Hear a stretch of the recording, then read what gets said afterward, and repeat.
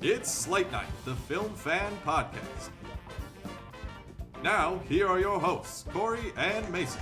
Hello, and thank you for sitting down with us for another episode of Slate Night, the Film Fan Podcast. As always, I am one of your co-hosts, Mason Schmidt, here with my best bud, Corey Knudsen. Warning! Got scared. Warning! The drinks consumed during this episode were drank by professionals, so for your safety and the protection of those around you, do not attempt any of the drinking you're about to see. Professional starts with an F if you're Corey, apparently. Professionals. I'm so terrified. We've both never had Four Lokos. These are the Four Lokos for the audio listeners. Never had them before. Oh. Sour Blue Raz. I'm really... Oh, yeah. Oh, that's good. It is the most vile thing. This is so bad. we had a goal, which we're going to talk about movies, but we have another one. The Sour Apple. We have a list of movies to talk about that we watched from this week, so we're going to try and get through these by the end of us doing a little revamp, and then we'll split the green apple one, which, knowing how sour and fucking battery acid this is on my tongue, that's going to be terrifying. If you didn't know, Four Lokos, they contain alcohol. I also love the little sticker that says We ID on the back. 13.9%. What better? A nice red and blue to match up with Supergirl this week, so that kind of correlates. Leading into 4th of July. I feel like this is the best marriage of Supergirl branding with Jackass fuel. Like, it felt like, yeah, it works, man. And there's a QR code somewhere you can scan. Or just you can every sip hurts. On the Sour Apple one, you can scan for more Loco.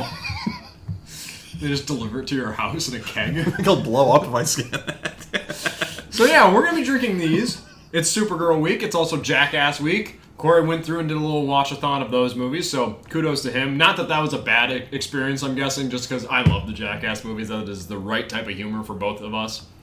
But we need to start with Supergirl. Corey, you and I both watched the 84 version of Supergirl. Take it away. What'd you think? We did. It was fun. It was fun to check out. I like this. I hate the I'm surprised I never taste. had this before. It tastes at the front like, oh, it's not bad. And then the after just like malt, like thickness. I'm like, oh, God. This is good. You're going to be in a greasy spot on this Saturday night. I am going to cry. Good. So it's Supergirl week. It's so syrupy. It is perfect. It's a perfect beverage, I think. I wonder what color. No, we're gonna put. Fuck it. You can start talking about the 80s Supergirl. It looks blue from what I can gather. Alright, I'm gonna just pour some. It's gotta look blue. Let me look. Oh, yeah. That's very blue. Kind of a light blue for the audio. For those who've never poured out a Four Loko, I think I might be the first person to ever pour out a Four Loko. Nobody's ever looked at it outside the can. Yeah, I'm gonna.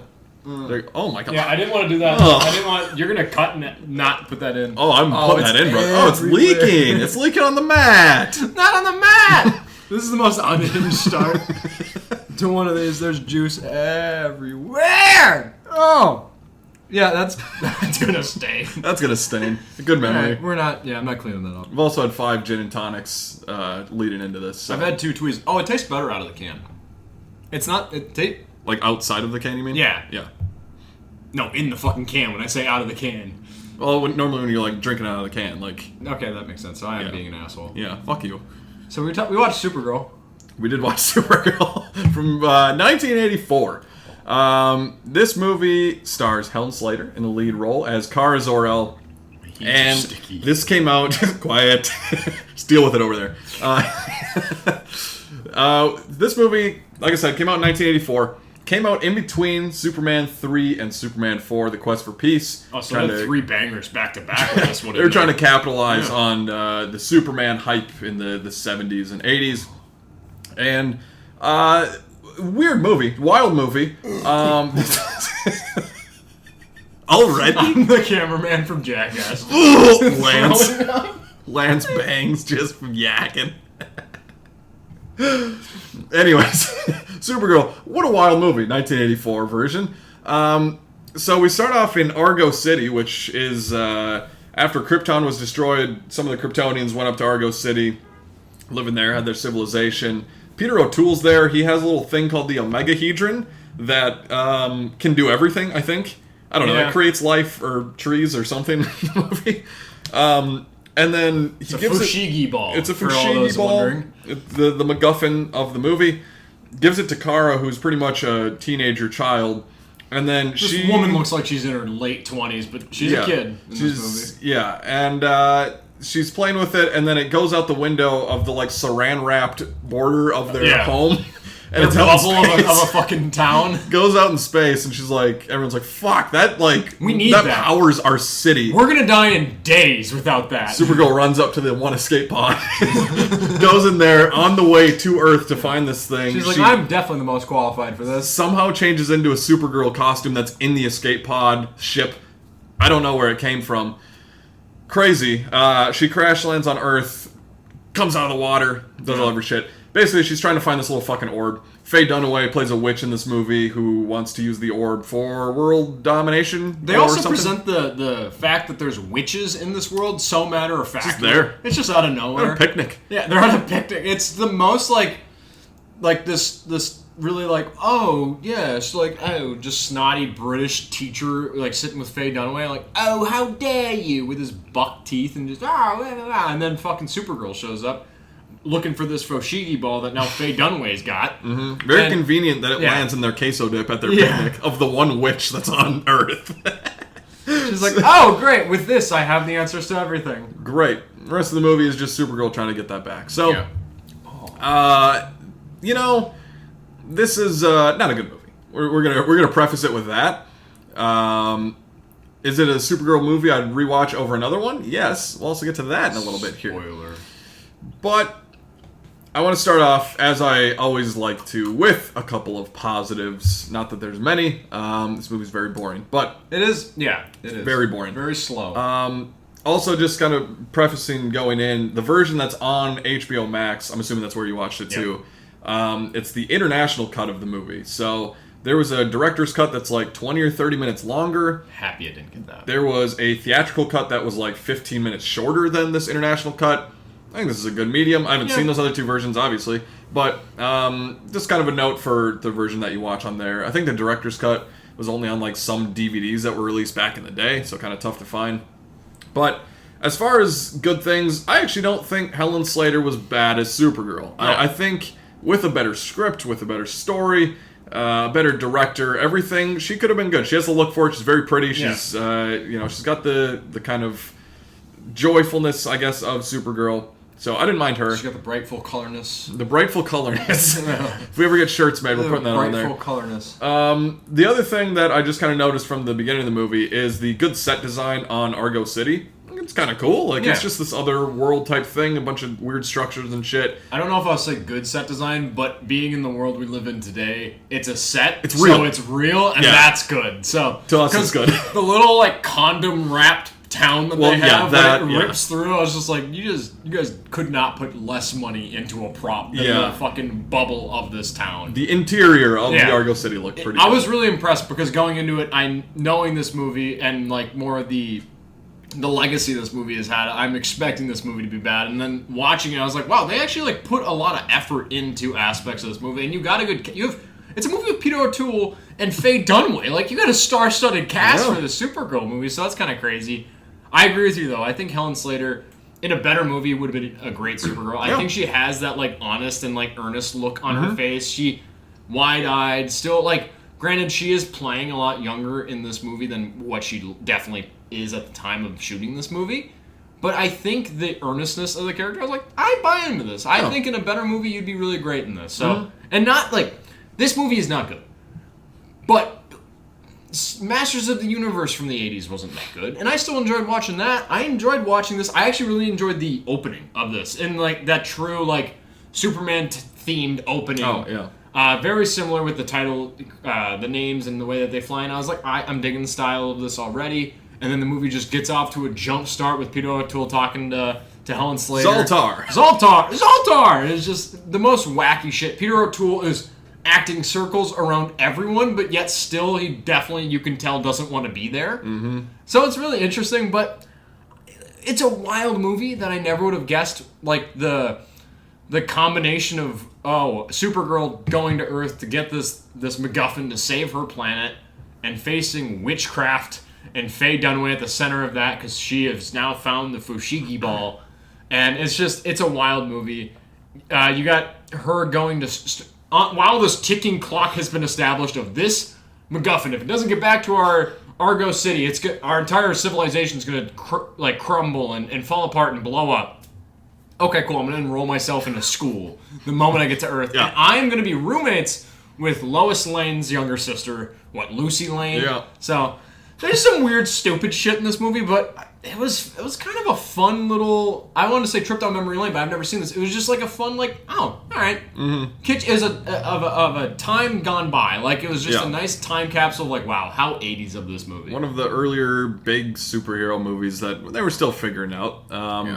I will say, having this was between 3 and 4, you said, of Superman. Having that little trilogy of Superman 3, Supergirl, Superman 4, Quest for Peace. Oh. That's a tough way to end this. I think you end with the better of those 3 movies, actually. Quest for Peace? I actually think I would watch Quest for Peace over those the other two.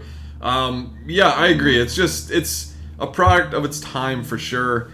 The main issue, there's a lot of issues, but the main one is that Kara just doesn't have an arc in the movie. No. She's just the girl, and she's just kind of in situations, and it doesn't matter if she's there or not, really. She doesn't have anything to build off of, no depth or anything, so that kind of sucks, because I think Helen Slater would have been good. Yeah. But you do get a little bit of carryover from the Superman franchise. You get Mark McClure as Jimmy Olsen. He shows up in the movie, but he's hitting on college girls or high school girls. I don't know how old they are. It's supposed to be. It feels like high school. It feels like private school, high school. And Jimmy, as we know during this time, is working at the Daily Planet as a male, an adult man. And you're like, why are you hanging out with college kids on the weekend? You fucking freak! What are you doing at this burger joint with fucking college kids? What is this? So there's a little bit of that. There's a Superman poster with Chris Reeve on it. He was originally going to make a cameo in this movie and then didn't, so probably it's all right. Good we got choice. it in the Flash. It's fine. Yeah, it's fine. Just a lot of weird shit in this movie. Selena, who's the witch played by Faye Dunaway, at one point she just roofies a landscaper and then is going to use him as her henchman or something. Yep. I don't know. She kind of just roofies him, and then he's just kind of under her spell. But then he sees Kara, and then he falls in love with her. Yeah. And then at a certain point, they're at an amusement park, and very cool part, actually, another very positive for me. There's this bumper car sequence where there's these old, obviously 1984 NFL bumper cars, and they have the old Patriots logo, and they have the old Rams logo. I definitely thought of you when that popped up. He's gonna have this part. And then they choose Supergirl and what the fuck's the dude's name? Ethan or some shit? I don't know. The dude that's the landscaper. They fly away in this Patriots bumper car. It is really fucking cool, and I just want that prop. But there's just other weird shit too, where there's an invisible dragon or something, or entity, and then at one point Kara rips off a lamppost, flies into the sky, charges it with lightning, flies back down, and then just holds the post out and shoots the lightning kind of at the invisible thing. You never see the invisible things; they don't have the budget for it, which I get, but it's kind of strange. And then there's also a part where Kara gets banished to the Phantom Zone, and guess what? Zoltar's there. Or Zoltar? Zoltar. Isn't that the same name as the Big? For the movie Big? Oh, is it fortune Zoltar? teller? I'll look it up. I forget if Peter O'Toole's name is Zoltar or Zoltar in this movie. Whatever. I think it's I watched it with subtitles. I think it was Z-A-L. So Zoltar. Okay. Yeah, Zoltar. And then Zoltar is the big thing, I think. Fortune if I'm remembering right. But he's in the Phantom Zone. And it's really funny because she gets there and she's like, I have to get back. I have to save, the city, whatever. A-L, Zoltar, Supergirl. Yep. Zoltar. Big. Okay, so I was right on that. Crazy comparison or crazy overlap there. But Supergirl gets to the Phantom Zone and then she's like, I need to get out. I need to save my friends, save the city, whatever. And Zoltar's like, there's no way out of here. Spritz. He has a little fucking spray bottle, and he's like, take a squirt. No, squirt. That's what he says. Take squirt. I'm like, oh, why is this the choice for what we're doing?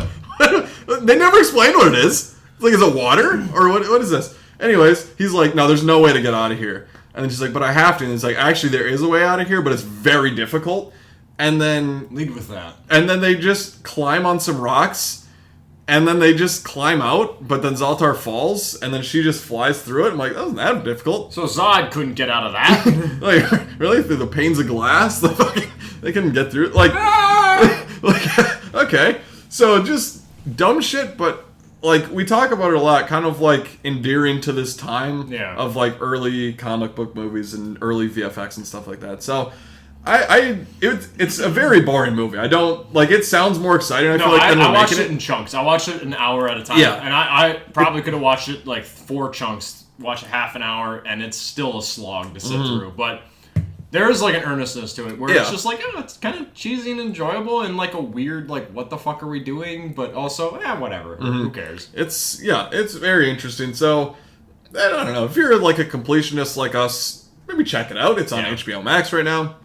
Very quickly, before we get into the new Supergirl, just kind of how we got from Supergirl 84 to there. Kind of like we did with Superman last year, just going through the history of it. It's going to be very brief, but... we had Smallville, which is a show I've never seen before. I've heard really good things, but I know Supergirl shows up on there. And then Supergirl had her own show on the CW, which I watched the first season of, I think, and I enjoyed it enough. Melissa Benoist I thought was actually pretty good as Supergirl. I just didn't keep up with that. There's a lot of CW, the Arrowverse or whatever it's called. Yeah. I heard Arrow was great, but I haven't like heard much great things about the subsidiary shows, like aside from Smallville, where it's like I feel like a lot of people grew up with that and have a little nostalgia for that show. But I never checked in on a lot of the CW stuff. Yeah, so I thought Melissa Benoist was pretty good in there. And then we had in The Flash in 2023, we had Sasha Calle come in, who I actually thought would have been a pretty good Supergirl if she got more time to do stuff. Best part of that movie, honestly. Yeah, like the most interesting and like in a movie that's just spaghetti. It's weird. I've hated that movie more and more as we've gotten further away from it. That movie is an abortion of a movie. Just one of the worst things I've ever seen. And we also have an appearance from Helen Slater and Christopher Reeve in the balls of stuff. In the balls of time. The balls of Superman. That's the subtitle of Flash. Flash in the fucking balls of time. Of just like, hey, here's some old Flash from some black and white thing. Here's George Reeve, here's fucking Adam Mole West, Man. all of these guys, all Nicolas of Cage, balls colliding. Okay, what does this mean? The pitch mean? meeting for Flash had to be insane. What does this mean? I don't know. They're like, so you want this guy that's going on a terror, Ezra Miller. We want this guy that's been doing all this illegal activity. You want 2 of them in this fucking beating movie? up people on trains? Not only that, like, this more evolved... this is a little rant on Flash. This evolved Flash that has been less annoying, become less annoying, understands his powers more, and then we're going to put the annoying version, the younger version, with him, so they have to kind of figure it out through this plot line, or plot thread, that also intertwines Michael Keaton's Batman that isn't like Batman from the 80s Batman and Batman Returns. It's just like kind of a somewhat different little bit. Michael Keaton. 3 Batmans in that movie. Then you got George Clooney popping up. Ben and you got Ben Affleck Affleck in his worst Batman suit to date. Just some of the wildest shit. And then, hey, let's put Supergirl, who is actually, like I said, the best part of that movie. Yeah. Horrible action. Let's set it in Man of Steel time with General Zod again. And we're going to show... desert? In a desert. For something? And we're going to show 8 times Supergirl and Michael Keaton die. And we'll revamp that so many times. And then not only that, when the balls of time are colliding and Flash is fighting Flash and Zod's there, we'll show Christopher Reeve, George Reeve, Adam West, all the dead actors. Helen Slater. Nicolas Cage, who never really filmed anything, just doing a CGI little... He did, and they didn't use it. They're like, we'll just CGI it. They'll be fine. We can't figure it out. What a wild fucking movie. But then, we get... That was my first taste of on-screen Supergirl, was that movie with Sasha Calle, and then also getting that little CGI fuckfest of Helen Slater's face popping up next to Christopher Reeve. And I'm like, you guys have never met in film. No. And seeing it now feels like just the most lowbrow type shit. So, fuck The Flash. I would rather watch Supergirl 1984 than that movie. I agree. So that's just... Also, I think Sasha Calle in The Flash, like, one of her last scenes, if I remember right, is just her getting stabbed in the desert, and then they never come back to it. And, like, I know she filmed something else for, like, what was going to be the post-credits scene, but then It was they going to brought be in them George meeting Clooney. at the courthouse. Yeah, but then they're like, I don't know, George Clooney? Well, George Clooney instead. Because this universe is ending and we have, like, Aquaman 2 coming out and that's the last one, so who gives a fuck? It's weird. But anyways, that's a little history of Supergirl leading into Supergirl 2026. Yeah, and this is coming from director, is it Greg Gillespie or Greg Gillespie? Craig Gillespie. Craig Gillespie. Yeah. Director of I, Tonya, which Corey and I both love. Director of Dumb Money, which I know you've seen and really liked. I still Really get good, to yeah. see that one. I like Cruella. I like a lot of Greg Gillespie's work. I think he's handled a lot of different genres very well. We have Millie Alcock, David Cornsweet doing a little bit of a little bit bigger cameo in this film. We also got Jason Momoa playing Lobo, that one comic book casting that everyone saw coming and knew from day one, but yet he got a little water boy first. So now we got him as First Lobo. one's good. First Aquaman's First fun. Aquaman's great. Made $1 billion. Yeah, It's kind of Jason crazy. Momoa directed the shit out of that movie. Or Jason Momoa. James Wan. Jason Momoa. He probably had a hand in it. Yeah, this Four Lokos fucking me up. But so I thought the best way to bridge this in, and I already gave Corey a taste of this, is going into 2026, we're getting a new Masters of the Universe movie, we're getting a new Supergirl movie. Both of those movies are revamps, reboots, new renditions of characters that we've had for a long-standing time, but also they had pre-existing movies in the 80s. Me and Corey, when Masters of the Universe was coming out this past year, we went and rewatched that 80s version with Dolph Lundgren, and, like, it's a cheesy, fun little action movie. It's not great, but it's, like, fun enough, and it has a lot of merit to it that you wouldn't expect.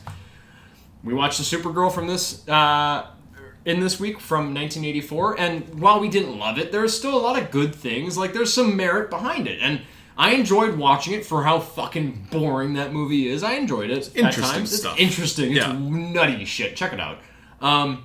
Never in a million years, if you were to come to me at the start of 2026 to tell me, hey, there's a new Masters of the Universe coming out this year, and there's a new Supergirl movie coming out this year, both having this legacy and both having renditions of these characters made in the 80s in film, you're going to prefer the 80s versions of both of these characters than you are the 2026 version. I would have said you're fucking nuts. I would have said you're crazy. You're right, though, because this movie is one of the most, granted, 1984 Supergirl, very boring. This movie, one of the most boring, uninspired, lack of identity, lack of really any threat, a dog shit B-tier, worse than that Marvel villain in Krem, who is just licking his lips with his little fucking face piercings, and he's just Balls shaking. on his face, too, man. It's just... Oh, Balls everywhere. Balls in Flash, balls on him. Pause. You got balls everywhere. We get into Jackass, there's balls Balls everywhere. in there too. But I want to start off with saying, because we'll go on. It's the story of Kara Zor-El living into it's her 23rd birthday, and she's kind of on like the down. She's drinking a lot. She doesn't know her purpose in life. She has this cousin of Kal-El, of Superman, Clark Kent, who is living life. He understands what his purpose is. He's a great man. He understands, like, what? I see the truth in everyone. Clark sees the good. That's a good line. Mm-hmm. But there's nothing good outside of that, because there's nothing that supports that in this movie. It's just Millie Alcock being a mess, which her performance is pretty good. And I think in a better movie, she will be a great Supergirl. Yes. I liked her in the David Cornsweet Superman movie. I'm excited to see where she goes past that. I like the way this movie ends with those two characters. But aside from glimpses of Millie Alcock, Kara Zor-El's life on Argos, and then the ending of this movie, there's nothing I like in this movie. It's just, again, we're basing the entire story around Krypto in the DC universe. Why the fuck are we doing that? I don't know. It's the second movie in a row where Krypto is a very fundamental aspect to the story and the threats and the conflict. I'm like, what are we doing here? He's not the most important.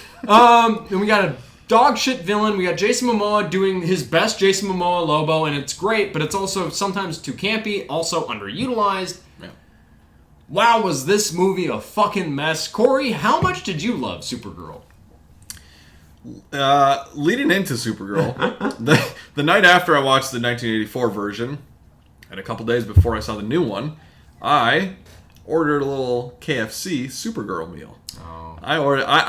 Here's the thing. Maybe if you're a new listener, I'm a sucker There's for... no other listeners. No, there's not. Conspiracy. I'm a sucker for any themed limited edition things from fast food restaurants. KFC had a Supergirl meal. You get 3 tenders, you get some fries, and then you get some exclusive sauces. So you have Supergirl's honey mustard, you have Ruthie, who's the little girl in this movie, her sweet chili. That sounds bad. And then and then you have Lobo's Wild Ranch. And then you have a... Let your little chili pepper heart out. And then you have a biscuit. You also got a biscuit. And then you have a Kryptonian cooler, it's called. And I didn't realize this, and I should have been tipped off by the size of the straw when I got the drink, because it's very big. But I was like, well, that's a big straw for this drink that I assume is just like a pop of some sort. But it's like got the boba shit in the bottom, the little balls of shit. I don't know what is in them. I don't know. It could have been anything. Do you like boba? I'm not a fan of like drinking something and then balls go in my throat. Heavy episode. I like boba. I like milk tea, but you described it that way. I don't like that. Yeah, I'm not a fan of that. Anyways, I got that meal and just to get in the spirit of it, and then I saw the movie and I was like, "Ow, this is not very good." Watching this movie is like balls in your throat. Yeah, that's the tagline. That's on the fucking Blu-ray. That's the title of this episode. Watching Supergirl is like balls in your throat. Whether you like it or not, I guess it depends on you. Yeah, because I've seen some people. Some people love say that they really liked it. Some people love it, and I don't get it. You know, we talked about it leading in that this was from the trailers. It looked very Guardians of the Galaxy, and even though James Gunn is just a producer on this movie, he didn't write or direct this movie. I feel like a lot of people are going to be like, "Oh, James Gunn did this movie." He didn't do it. He was a producer, but he's overseeing DC, so he has you can blame him a little bit for that, but also, he's not really. It feels like Craig Gillespie was like, hey, that worked for you there as a early-ish MCU movie. Let's maybe try that here. And there's like, I don't know, there's so many jokes in this movie that are just ripped from the MCU. One is just like the taking middle finger out of your pocket and be like, oh, I didn't know that was in there. That's there. That's a Star-Lord. That's a Star-Lord thing. And then they make like a Squidward joke. And I'm like, you did that in Infinity War. Like, we've done these MCU jokes. Like, we just kind of like tapping into stuff we've done before. Again, to say some positives of the movie, and again, like, I don't have a ton, unfortunately. Like, I wanted to like this movie, but I do think Millie Alcock is good. I'll talk about House of the Dragon in a little bit here, but she's great in that first season as the young Rhaenyra, and that's the first time I ever saw her, and I know she's been on, I think, a Netflix show called Sirens that I've heard a lot of people like, and is really good. So, like, she's a great actress, and I think, much like you said, I think in a better movie with a better script, she's a great Supergirl. Because I think she can play the sad, she can play the good, she can play the drunk Supergirl, even though it gets a little tired messy, at a certain point. But I think she can play all those aspects well, and I do like her. So I think she is good. I think Jason Momoa is a good casting choice for Lobo. I'm going to be very honest. I haven't read the comics, so I don't know what Lobo is. I don't. I've never had any exposure, but I've heard people say, like, that's perfect casting. I haven't read the comics. But from what I understand, the way Momoa's personality kind of just shows up on screen is very much in line with a lot of how Lobo is written. It's just that Lobo is a very dark... The way he's described in this movie of, like, he's a god killer, like, he is, and he has this chopper, and he has these chains, and he's having fun. He's having fun. He's this threat, but in this movie, it's like they use him when they want to use him, and he just kind of pops up whenever it's convenient. It's convenient, kind of at times, especially on that, like, in that final climactic battle on the ship. He just is. He's also caged up there with Ruthie, so it's like, okay, but I wanted to like this as well. I was really excited, and then once the kind of first words of how this movie actually was playing for audiences and how people were reacting to it, I was like, okay, well, at least, like, be good, be enjoyable. And having confidence that I had in Greg Gillespie, I was just kind of let down in terms of this is not a well-directed movie. Not only that, the arc that Kara goes on, it works to a degree, but then in, like, its final, like, kind of climactic moments of her trying to dictate, all right, am I to be basically struggling with her own identity, which this movie struggles with its own identity because it's just a watered-down Guardians of the Galaxy. But am I a hero? What do I do with my life? The one solid thing I have in my life, the one fundamental thing is this dog. The dog has been poisoned, and it just so happens that the species or tribe of people that poison my dog, they happen to carry the antidote right around their neck all the time. Yeah. So this alien tells me, so that's convenient and great. But her arc, it just kind of boils into nothing of where, do you want to be a hero or do you not? And then her saving these Mad Max type brides from this group of people that like, oh, we just keep brides so we can repopulate and keep our genes going and keep our species alive of just these hunters and these nasty barbaric men. It's like, okay, I get it. Okay. Yeah. I get it. And then Kara Zor-El is just, she's thrusted into being a hero, but then she does a lot of unheroic shit. Mm-hmm. And like, I can get behind, we have Man of Steel here, a Superman movie I love. And I love the original Christopher Reeve Superman. A lot of things that people have issues with in Man of Steel is the kind of merciless killing of people in Man of Steel, or at least what they say. It's also, what I will say and what I will defend with, it's Henry Cavill as Superman. It's really like his first or second day on the job, so cut him some slack. He's trying his best. He's also trying to contain Zod, who is bringing to him a power that he hasn't seen aside from what he experienced on Krypton when he was a fucking baby. So, he's outgunned here a little bit. The power fucking things blasting shit up and down. He's outgunned and he's trying his best. People are going to die, but he's going to try and save them. And then he kills Zod. People hate that he kills Zod. If you hate that Henry Cavill as Superman kills Zod in Man of Steel, you should not be able to get behind Millie Alcock as Kara Zor-El, as Supergirl, killing Krem, who is a dog-licking, dick-eating piece of shit. But you can't, as if she's going to be a hero, you can't get behind her being like, hey, Ruthie, you gotta take the moral high ground. If you kill this man for revenge, sorry, this is getting into spoiler rant shit, but don't watch this movie if you want something good. Go see Leviticus, go see Jackass, Best and Last. We'll talk about those in a bit. Go see Obsession again. There's a lot of great movies from this year. This is not one of them. I wish it was, but it wasn't. So you're gonna hear the wrath of me right now. But hey, Ruthie, you want to be a good person? You're on this revenge quest. You can't stoop to his low. You need to take the higher ground, basically. You can't. If you kill him, the guilt of that will live with you for the rest of your life. Walk off, Ruthie. Step off. Ruthie walks away. Supergirl, after saying all of that, it's like, oh, hey, Ruthie, Supergirl, you've done it. You've become a hero. You're doing these heroic qualities. You're teaching someone to do the right things because you've experienced and done the wrong things. So you know what's the best thing to do in this moment. And then she turns, licking her lips, and just stabs Krem twice. It's like, you can't kill him after saying that. It absolutely betrays what you're setting up. It sullies your little fucking arc you're trying to set up in this movie. And then she goes, at the end of this movie, to Clark, and she sits down, she's like, I'm home now. And I'm the best that, like, she's, like, happy with where she's at. It's like, you just killed this fucking guy! You can't just go and, like, I know who I want to be now. I want to be a hero. It's like you just stabbed a bitch in the neck. You can't do that. That's not okay.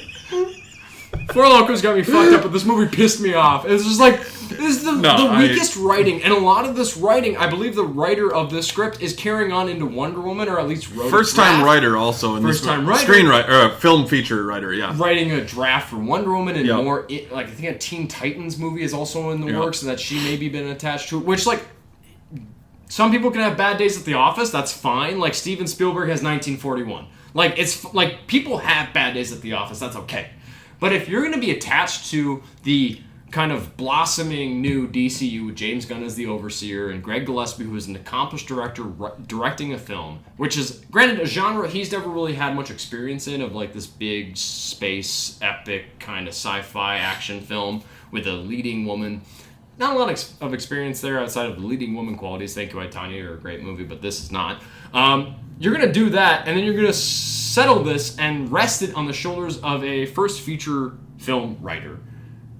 This is where this movie went wrong. Mm-hmm. None of the writing is there to support a good movie. The director, I feel like coming in, the maybe only thing that director has to figure out and prove to me is that they can handle the action, which the action in this movie, muddy as hell. Generic. Almost incoherent at times. Generic. Not well shot. Not a lot of like wide shot. I remember in the trailers there's that bar scene where Lobo eventually gets introduced, where you see Ruthie's perspective where she's shoved to the side, and you get like a close up on her, and in the background you can see Millie Alcock as Supergirl going to work on a bunch of goons. And I'm like, I now, watching that scene, see that not as a stylistic choice, but as a choice to, hey, I don't know how to direct this. I don't know how to film this action Save scene. a little bit of budget. Let's save a little bit of budget. Let's just focus on Ruthie, and in the background, we can have Millie Alcock just zipping around. So I've been ranting a bit, but this movie could have easily been better. And with an established director that we have behind the screens and a good cast, this movie has no excuse except to be better.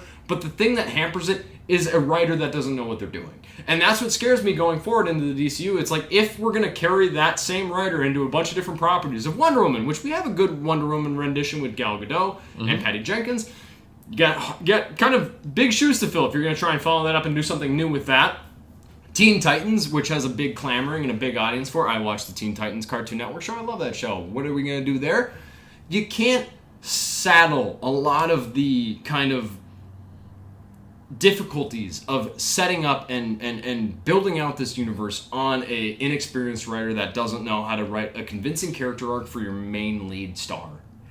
This movie pissed me off. I almost left. And it's not because it's that bad, it's just like, I know where this is going and it's nowhere I need to be. So, what a shame this movie is. It's frustrating for sure because, and to kind of do another spoiler warning, I guess, we both didn't really care for this movie. Yeah, it's a lot of spoilers. But there was a moment in this movie when I was like, this could be really interesting, where Kara she sees that, like, this family gets killed, this mother and father gets killed, and then the girl gets her throat slit, like, in the street by Krem. I'm like, ooh, that's dark. Yeah. What are we doing here? That's interesting. How is Kara going to respond to this? I'm like, I haven't really been tracking with this movie. Is her arc going to shift because of that? And then she's just like, I just still want my dog. Fuck you, Ruthie. I don't care. Yeah. And I'm like, oh, that was something of like an innocent child dying from this, of this thing that you're caught up in that you didn't plan on being in. But you're like, oh, fuck, I need to change now because that happened. Mm-hmm. That didn't happen in this movie. And it was so frustrating. In that moment, there are moments of like really dark imagery, and that entire family getting massacred by Krem, which like Krem has little to zero personality in this movie. But in that moment, which, if you just want him to be the all right, he's all bad all the time, he's horrible, he's disgusting, he's disgusting, he's vile.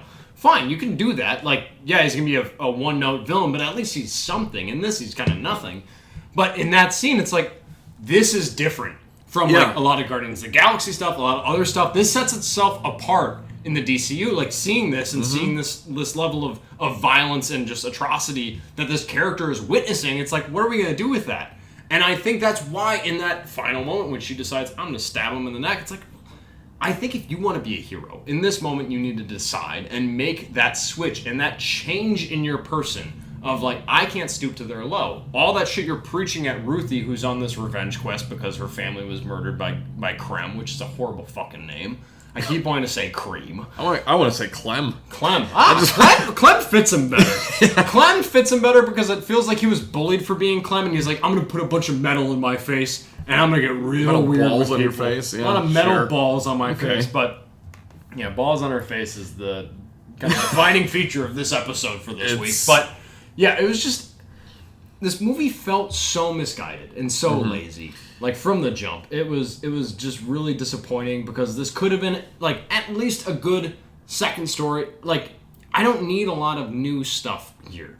Just pick out your own identity. Set your own path. And this has just felt like it was borrowing from every different superhero film or action-adventure franchise, and it just felt like everything that they were borrowing, they weren't doing as good as where they were borrowing it from. And I was just like, what the fuck are we doing? And I think that's an issue that, I know you really like Superman from last year. I am a lot lower on that movie than I think a lot of maybe film critics and general fans are on that movie. You just didn't understand it. Yeah, I hate, anytime somebody says that, you just didn't get it. You didn't get it. Watch it again. Then you'll get it. Then it will click. It's like every once in a while that actually works. But but just something with this, like, with this DC universe now, we've had, I guess, like 4 official projects with Creature Commandos. I love. That is still my favorite 100%. thing of this DC universe. I think that is awesome. Peacemaker Season 2, hit or miss. I think it's fine. Superman last year, I would say I like that movie, but I have a lot of the same complaints I have with this movie, although I think that movie's better. I will come out and say that. I like Superman better, but with both movies, it feels like I'm coming into a movie that I'm missing out on the part one of. Where Superman, we jump in and it's like, hey, he's been fighting people, he's been doing this, we didn't see the origin. I don't always need the origin. No. That's not really my complaint of like, I need an origin story every time. That's not what I'm saying, but with both that movie and this movie, I feel like there's just so much good development that we didn't see, that I missed out on. And then I felt a little bit in Superman, and then I think that movie is very messy. I think that movie has a lot that it's trying to set up with the Justice Society and doing a lot of different stuff of setting up this DC universe, which I get it's the first movie, but you also look back at like Iron Man 1 and that didn't set up anything else. It was just its own movie. It was cool. With Supergirl, I felt it just kind of compounded on that, where I was just like, the best parts of this movie were the flashbacks of seeing Kara on Argo City, where it's like, all right, we're not a part of Krypton. Superman's gone. We're surviving, but like Kryptonite's poisoning us. Yeah. And then she goes to Earth and she meets Clark and she kind of has her life. I'm like, I want more of her on Earth being like, this isn't quite for me. Like, I don't fit where you fit, Clark. Like that divide there. I think that's super interesting. I definitely prefer like a fish out of water story with Kara as opposed to what we got. And I think the best scene in this movie is where Supergirl and Ruthie are just kind of in a room. It's kind of a slower moment where she says that line you mentioned where she's like, I see the truth in people, Clark sees the good in people. And Ruthie's like, isn't Clark like younger than you? And she's like, being young has nothing to do with your age. It's about what's in your heart and what you've been through. Yeah. And I'm like, that's interesting. That's something. Dig into that. And they don't. And it's so frustrating because I'm like, that's such an interesting part of like the experiences you go through as a human. That makes you young and being naive. Well, like Clark is, and being like, I want to see the good in Lex Luthor. You know, like that's interesting. And they don't dig into that in this movie. That's really frustrating. So it's just a movie that is, I mean, like you said, is just very uninspired. It's very bland. There's nothing new. There's nothing memorable. I think the needle drops in this movie are either very bad or very just like, that's a needle drop. Yeah. And because we're doing a needle drop. And you're just like, it like with the Guardians movies, it fits and it makes sense. We set it up with Peter's character with the Walkman and his mom dying. And it's like, this is all that he has of his mom. Yeah. And that's why he likes these songs. Come and Get Your Love is like, that's his mom. This movie is just like, I don't know, 80s pop song? Yeah. Play it, sure, fuck it, whatever. Which is why I love the trailer where they do Call Me by Blondie. Like, I love that song. They don't use it in the movie. They don't use it in the movie, but also, like, I'm like, oh, that's a good song, but also this movie does boil into, like, watered-down Star-Lord of, like, there's no basis or reasoning as to why, in a far-reaching part of the galaxy, in a club, they are singing a song from Earth. Why would they be singing a song from Earth? But also, it's just like, what is the connection between this world, what we've established with these characters, and her hearing these needle drops, or these needle drops being played in this movie? It's like, what is the correlation between these songs and this character? And it just gets to be kind of nauseating, because it's like, oh, it just reminds me of fucking Star-Lord in Guardians of the Galaxy. It's like, this is a lesser version of that. And I feel like this film was also, in its structure, the way it's kind of built out, it feels like an origin story that was afraid to be an origin story. It feels like it's like, all right, we can't just do hey, in chronological order, these are the events that happened. Yeah. Even though the beginning events, the flashbacks that we eventually get in this movie are the most interesting aspects of this movie, it was like, hey, Batman Begins. We need to do that kind of story framing device of like, hey, we'll show the character where it's at, and then we'll flash back, we'll jump back in time. It's like, you're not Christopher Nolan, and I don't think you can handle that. No. Also, you don't have a writer to support that, so settle down. But watching this movie, it was like, I enjoyed the flashback sequences of her time with her family and how her family differs from Kal-El's family. David Krumholtz. And fucking that's her dad. He was awesome.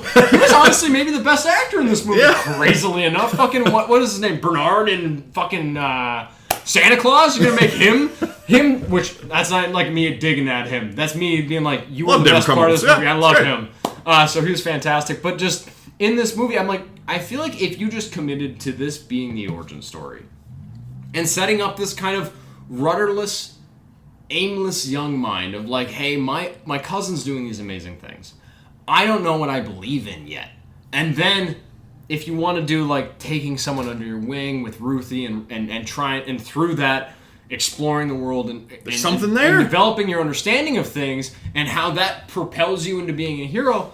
There's something there, and I think that they must have had that as like the focal point of what they wanted to do, but they so horribly shit the bed in a Johnny Knoxville way of just a disgusting mess that they gave me, which in Johnny Knoxville's defense, I laugh at it. Here, I'm pissed at it, and I'm like, should I leave? I don't need to stick around. I know what's going to happen. But I think that they had pieces of what they needed to solve the equation. They just were set on the wrong path with an underdeveloped script, which boils down to, like, James Gunn, you're the overseer of this universe. So I do put some blame on you. Granted, do you want to go off and direct your Superman and Superman sequel? Fine. But if you want to do you want to oversee DC or do you want to direct DC? What do you want to do? Right. You got to commit to one, because Kevin Feige's not going around directing every Marvel movie. Like, he is just the overseer, or any of them. And Marvel's, survived for almost 20 years now, as it's 2027, and kicked off in 2008. So if DC wants to get there, I think you need to back off. Oversee the world and get good creatives like Greg Gillespie, maybe some better writers, and you can build out a good universe that I'm excited to go see a third film. I'm excited to see Clayface, but Clayface doesn't really connect to a lot of what we've seen. It feels Elseworlds.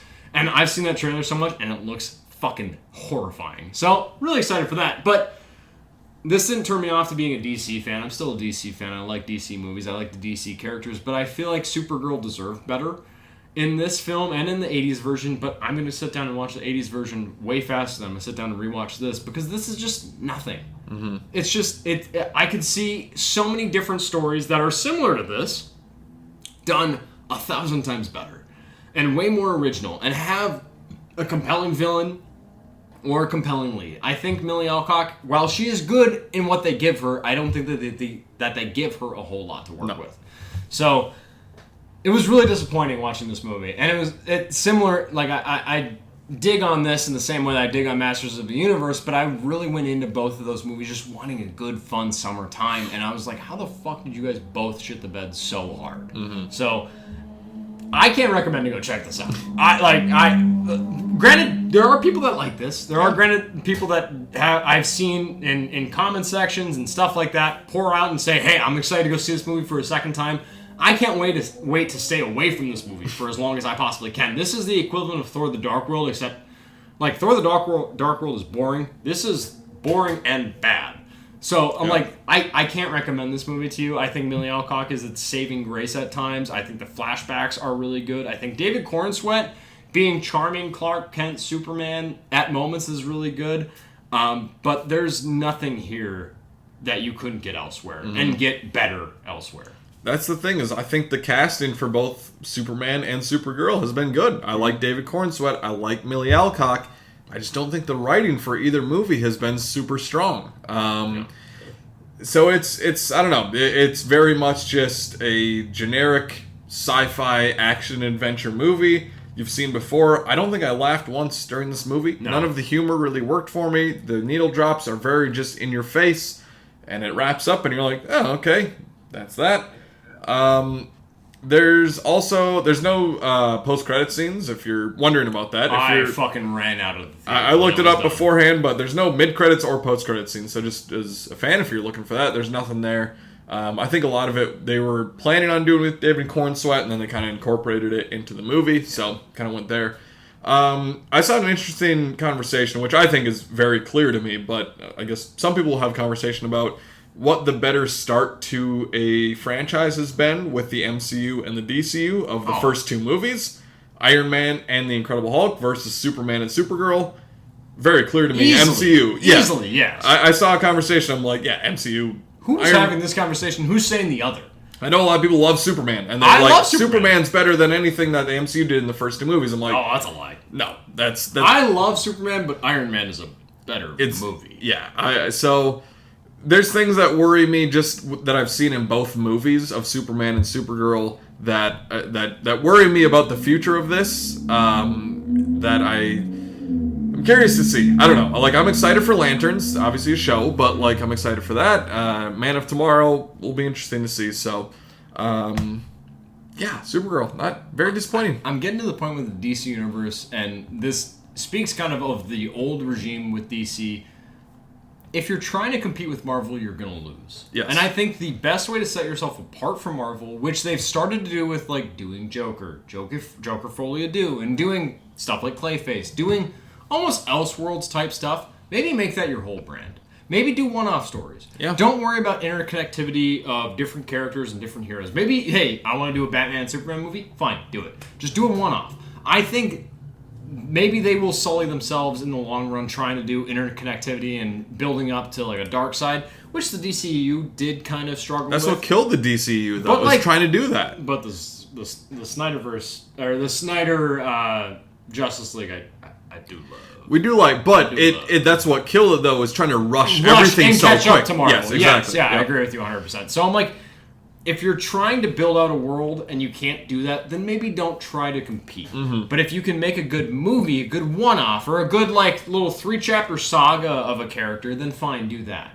So Supergirl, watch the '84 version, and you'll probably not like it. But then go watch the new version, and you probably won't like that. So just try and figure out which poison you'd rather take, because sadly, the poison that Crypto got didn't kill him. They got the antidote, and they were able to save him. Because if you're gonna base another fucking DCU movie or DC Universe movie around Crypto, I'm gonna fucking rally and I'm gonna run to James Gunn from Minnesota. I'm gonna run and punch him in the fucking teeth and correct his dental fucking fixtures that he's got. Because holy shit, if you give me Crypto as the main focal point for another fucking DC movie, you're gonna die. I can't do it. I can't do it. Watch back, and I don't remember specifics, but Superman 2025, last year, I said, I'm a little bit worried about Crypto being too much of a focal point. Let's not do I that. have a dog. I love love dogs. dogs. We both love dogs. But if Crypto's gonna be the fucking Infinity Stone of your franchise, then get the fuck out of here. Mind Stone of this DCU? Fuck off. Come on now. Couldn't do it. Could not do it. Oh my god. I'm drinking 4 Loco and I'm still mad. That's our Supergirl talk. That's going to end. We're going to get into something a little bit more fun. Yeah. I don't get to like go on this ride with you because I didn't get to watch the new one. But It was fun. Moving into Jackass. Oh, what a transition. Jackass is, if you're not familiar with what Jackass is, if you've never heard of it, never watched it before, which I feel like most people have in some capacity seen the movie, seen the show, seen clips, you've seen something. Most people our age grew up with MTV too. Yes. Come on now.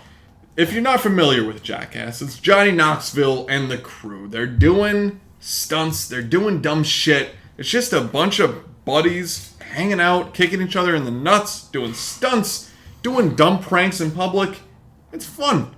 And it was such a part of, I feel like, the early 2000s, and even like Late 2000s, 90s maybe? late 90s, early 2000s of these pranks and like MTV videos, and it was really fun because I watched through all the movies this week, and sometimes in your life you just watch movies at the time that you need them, and I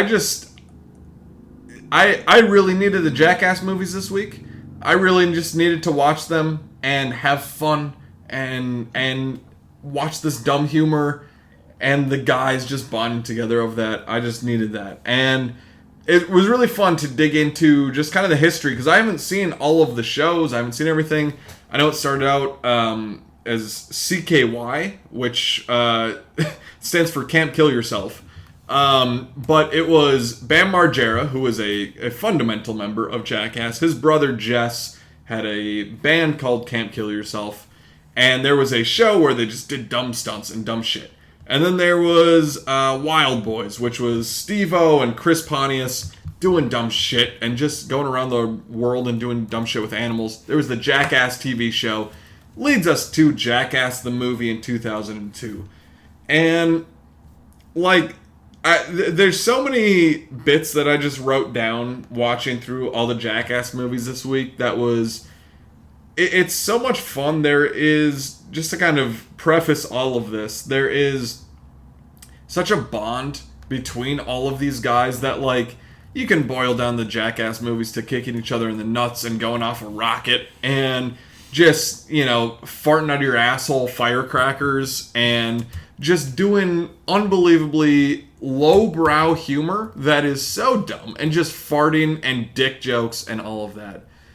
But the guys are having so much fun and there's so much passion behind it, and they have such a bond that is like, in a weird way, doing it for the love of the game. Love of the game. They're all maniacs, but it's so sweet in a weird way. And I know it's a strange thing to say, but like they all are so committed to it and they all love doing it together, and it's just that brotherhood that you have. And it was really fun to watch that this week. So I'm not going to go through like every movie, all the specifics, but just like a couple bits that I loved from each movie. Jackass the movie in 2002, it was probably their most raw version of what they were doing, because after this, and I'll talk about it in a little bit, but a lot of them were still just very heavy on drugs and drinking a lot. And that probably helped with a lot of the stunts that they were doing, just to be inebriated a little bit. But just going into a bowling alley, putting somebody on a skateboard, flying them down the fucking rink, and doing that shit, and getting reactions from people. That's the biggest thing, is like the reactions from the bystanders. And that's something we don't get a lot of in the past maybe 10 to 15 years. It's like the public kind of MTV, like public thing where you're just seeing people react to like, oh, you're doing weird shit in a store? Yeah. What the fuck? And getting genuine reactions from just random passerbyers. Yeah. And like, it gets tougher and it happened like, you know, with Jackass or with like Impractical Jokers, where you get really big and it's tough to get back into public and do that because so many people know you're like, oh, you're Jackass crew, and it's like, ah, fuck, the stunt's messed up now. Like, damn it. But early on, they were just doing shit like that. There's this shit where they're tight roping across an alligator pit and fall in, and the gators are just chomping at their ass as they're wearing Speedos. One of my favorite bits that kind of recurs throughout the series is, I think it's Dave Englund, that just goes into a plumbing store and shits in a toilet that's obviously not connected, but he just takes a shit and leaves. And everyone's like, what the fuck? And just, again, the public, like, reaction to it is so funny. It's like the beginning of Couples Retreat when they... Have you seen Couples Retreat? I have not. No. Oh, Vince Vaughn brings his kid into like a Home Depot, IKEA, like a Sears, and this kid shits in a unconnected toilet, like a display toilet. And he's just like sitting there with his kid on the phone. He's like, oh, fuck, yeah, he's pooping. Like, I can't. And people are walking by, and he's just like, oh, I don't know. And Yeah. Jackass did it better in 2000, but still, Couples Retreat, underrated. It's very funny. And just like shit, like they go to Japan in the first movie, and Johnny Knoxville's snorting wasabi on his birthday. And it's just like shit like that. And one of the things I love the most about, at least the first like 3 Jackasses really, is the little scenes that they put in that. All of it is kind of skits that don't really connect. It's not really a movie. It's not a storyline. It's just things that they're doing. And just a 15-second clip of somebody trampolining into a fan. High-level thinking. High level. Again, it's just like, yeah, you could sit there and be like, oh, this is dumb. This sucks. It is. Like, Who it's gives a stupid. fuck? But seeing somebody trampoline into a ceiling fan and be like, ow, fuck, ow, is so funny. Four Loko is great for this episode. That's why I picked Four Loko for today. Scary. I will say Bam Margera is my favorite of the Jackass crew. I'll talk again about him in a second, but... That's a crazy statement. Wow. Oh, really? More so just like, I don't know if I have a favorite. Bam is my favorite, mainly because some of the funniest bits in the first few movies is with his mom and his dad, Phil and April, where they put an alligator in their house. And Bam's like talking to the camera in 2002, just being like, I'm trying to get my mom to say fuck. I just want my mom to say fuck. We're putting an alligator in her house. And they do it. And it takes a little bit, but she's like, get that fucking thing out of here! Get that fucking thing out! And they're like, yeah! And she's just trapped in the laundry room like, get that fucking thing out. So that shit is so funny. Another part of just like that brotherhood is just them sitting in a room with Miller High Lifes empty across the room, giving each other paper cuts between their toes, between their fingers, on their tongue, and that thing underneath your tongue that connects your tongue to your mouth. Fucking flab of skin. And Steve-O just being like, yeah, give me a fucking paper cut there. It's like, oh, fuck, but it's just drunk dudes being like, yeah, let's fucking try this shit. Come on now. It's so funny. Give me the pain. They're just shooting fireworks out of their ass. They're boxing people in stores, getting concussions. I love that up there. Butterbean is in there just fucking beating the shit out of them. Again, just with Bam, like, puts a camera in the bathroom when his dad is shitting and just goes in there and starts beating the shit out of Phil. Yeah, and then they spoof it in Family Guy all the time. It's just so dumb shit, and it's so pure, and it's so just like, again, from that kind of CKY and the Wild Boys and all that shit era. It's fun. Jackass 2 came out in 2006. 4 years later, there's still just so many good things in here. I believe it opens with Chris Pontius sticking his dick in a snake cage, and the snake just biting his cock. Which just, as a dude, you're just like, oh, fuck. The thing in Jackass 2 that got me the most was, I believe it's Pontius and Steve-O that go out on a boat, and they're like, alright, we're shark bait. Steve-O puts a fishing hook through his cheek, and you see all of it. Yeah, they don't cut away. You see this big fucking fishing hook, and Pontius is helping him just through his cheek. And it's the gag, like, oh fuck, oh my god, I can't believe they did that. The best thing about Jackass is that it's all just up front, and you have to deal with it, and it's like stuff that, as it's happening, like, oh god, I can't, oh god. It's just shit that you relate to, and you're like, I can feel that even though I'm sitting in a theater or at home. It fucking hurts, and it's nasty. It's working when it's doing that.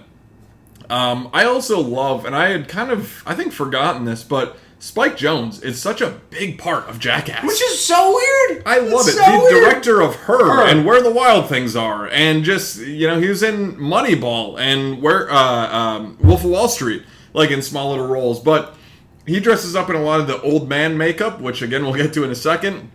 But like, he's just such a part of it, and this is very like nostalgic for me, even though I hadn't watched a lot of the Jackass movies growing up. I'd seen bits of them, but the skateboarding culture, my brother's really into big skateboarding, and just seeing, Matt and Michael were both huge skateboarders. Yeah, that's crazy. And like that was their life. Like I remember just like the fucking Volcom and all the shit that they had, and like the chucks and everything on their boards were so big for them. So I remember that a lot, and I remember them like watching clips from Jackass and seeing like Bam Margera and Spike Jonze just like skating everywhere. So like very nostalgic in a weird way. Like just some shit too, like they just get celebrities to come in, like Jason Taylor, who played on the Dolphins. He just comes in and like fucking decks them as they're doing bits. Beehive Limo is one of my favorite bits, where they pull up in a limo, a few of the crew, and they're like, they think they're doing something else. Actually, they're just gonna stop. We're gonna lock the doors and pour bees into the limo. They can't get out. And then also we're gonna put marbles on the ground outside of the limo. And they're just all stung. It's like, what the fuck? 3 6 Mafia is in the movie as Steve-O's just jumping on a rake and it hits him in the face. Dumb shit. I love it. Anaconda Ball Pit in part 2, where Johnny and a few other people get in, and an anaconda just bites them on the arm, and you see the blood just pouring, and you're like, fuck, like, you guys are dead. Like, that's a fucking anaconda bite to you. And they're like, oh, let's get out of here. Oh no. Whoa, what the fuck? It's crazy. This one also has Pontius drinking horse cum. No. Not the first time we're going to talk about drinking cum in this episode. All right, so we've hit that aspect of this episode. We've hit that aspect of it. Also, Tony Hawk is just in a bunch of them, which, like, of early 2000s, Tony Hawk, Jackass, that encapsulates everything of the early 2000s. Skateboarding, Tony Hawk, Jackass, fucking love that shit. That is all of MTV right there. All of MTV, I love that shit. That, and I guess maybe it would have been more of the 2010s, but did you ever watch Dudesons in America? I didn't, no. Oh, that was a good, like, Jackass equivalent. Okay. I think they were Finnish. These 3 Finnish guys just coming in and doing wacky shit a la Jackass. Very similar to Jackass. And, like, in the Nitro Circus kind of realm of things, I was just like, oh my god, you guys are fucking... It was like all that, the Rob Dyrdek ridiculousness, like that era. I miss MTV back then. We grew up with that shit, and it was so much fun. just last couple notes on Jackass 2. Steve-O has a leech on his eyeball that is just sucking blood out of his eyeball. Some of the stunts are like fun to watch. Some of them are just absolutely horrible. You're puking along with them, along with fucking Lance or whatever his name is. Tracy the beard or the terror taxi sketch is hilarious. Aaron McGeehee going in there with pubes from everybody just shaves their pubes and puts them on his beard. He doesn't know. And then the taxi driver just puts him in the trunk. And he's like, fuck, we're actually getting kidnapped right now. Like, that is a top tier sketch to me. It's so funny. Then we have Jackass 3D, which in 2010 this movie came out. 3D was the big hoopla, Avatar was 2009. So they're like, let's have dildos flying at the screen everywhere. I'm like, yep, perfect. Love that shit. In slow-mo. Just in slow-mo, cock hitting you in the fucking face. Yeah, the Johnny Knoxville sketch of him jumping the jet ski. Yep. Was Jackass 3 where we got the porta potty? Yeah. We had the porta potty sketch, which is Steve-O in there shit. They didn't have to put a camera inside because they launch it in that movie. And you see it from the outside, they launch the porta potty. Steve-O is just the fucking idiot that's stuck in there. And you see just what rains down outside of what was already stored in the porta potty. But then you cut to inside the porta potty, him mouth open, screaming. And then just all the fun stuff coming out of the toilet. Shit. Everything slapping him in the face, in his mouth, and he's just along for the ride. And seeing that clip, I was like, oh, that was the grossest thing I've ever seen. And it's still, to this day, it's like one of the hardest things, like, because then they cut to the wide shot of it, like, coming down off of the recoil of the initial shot up, and it just, like, bouncing.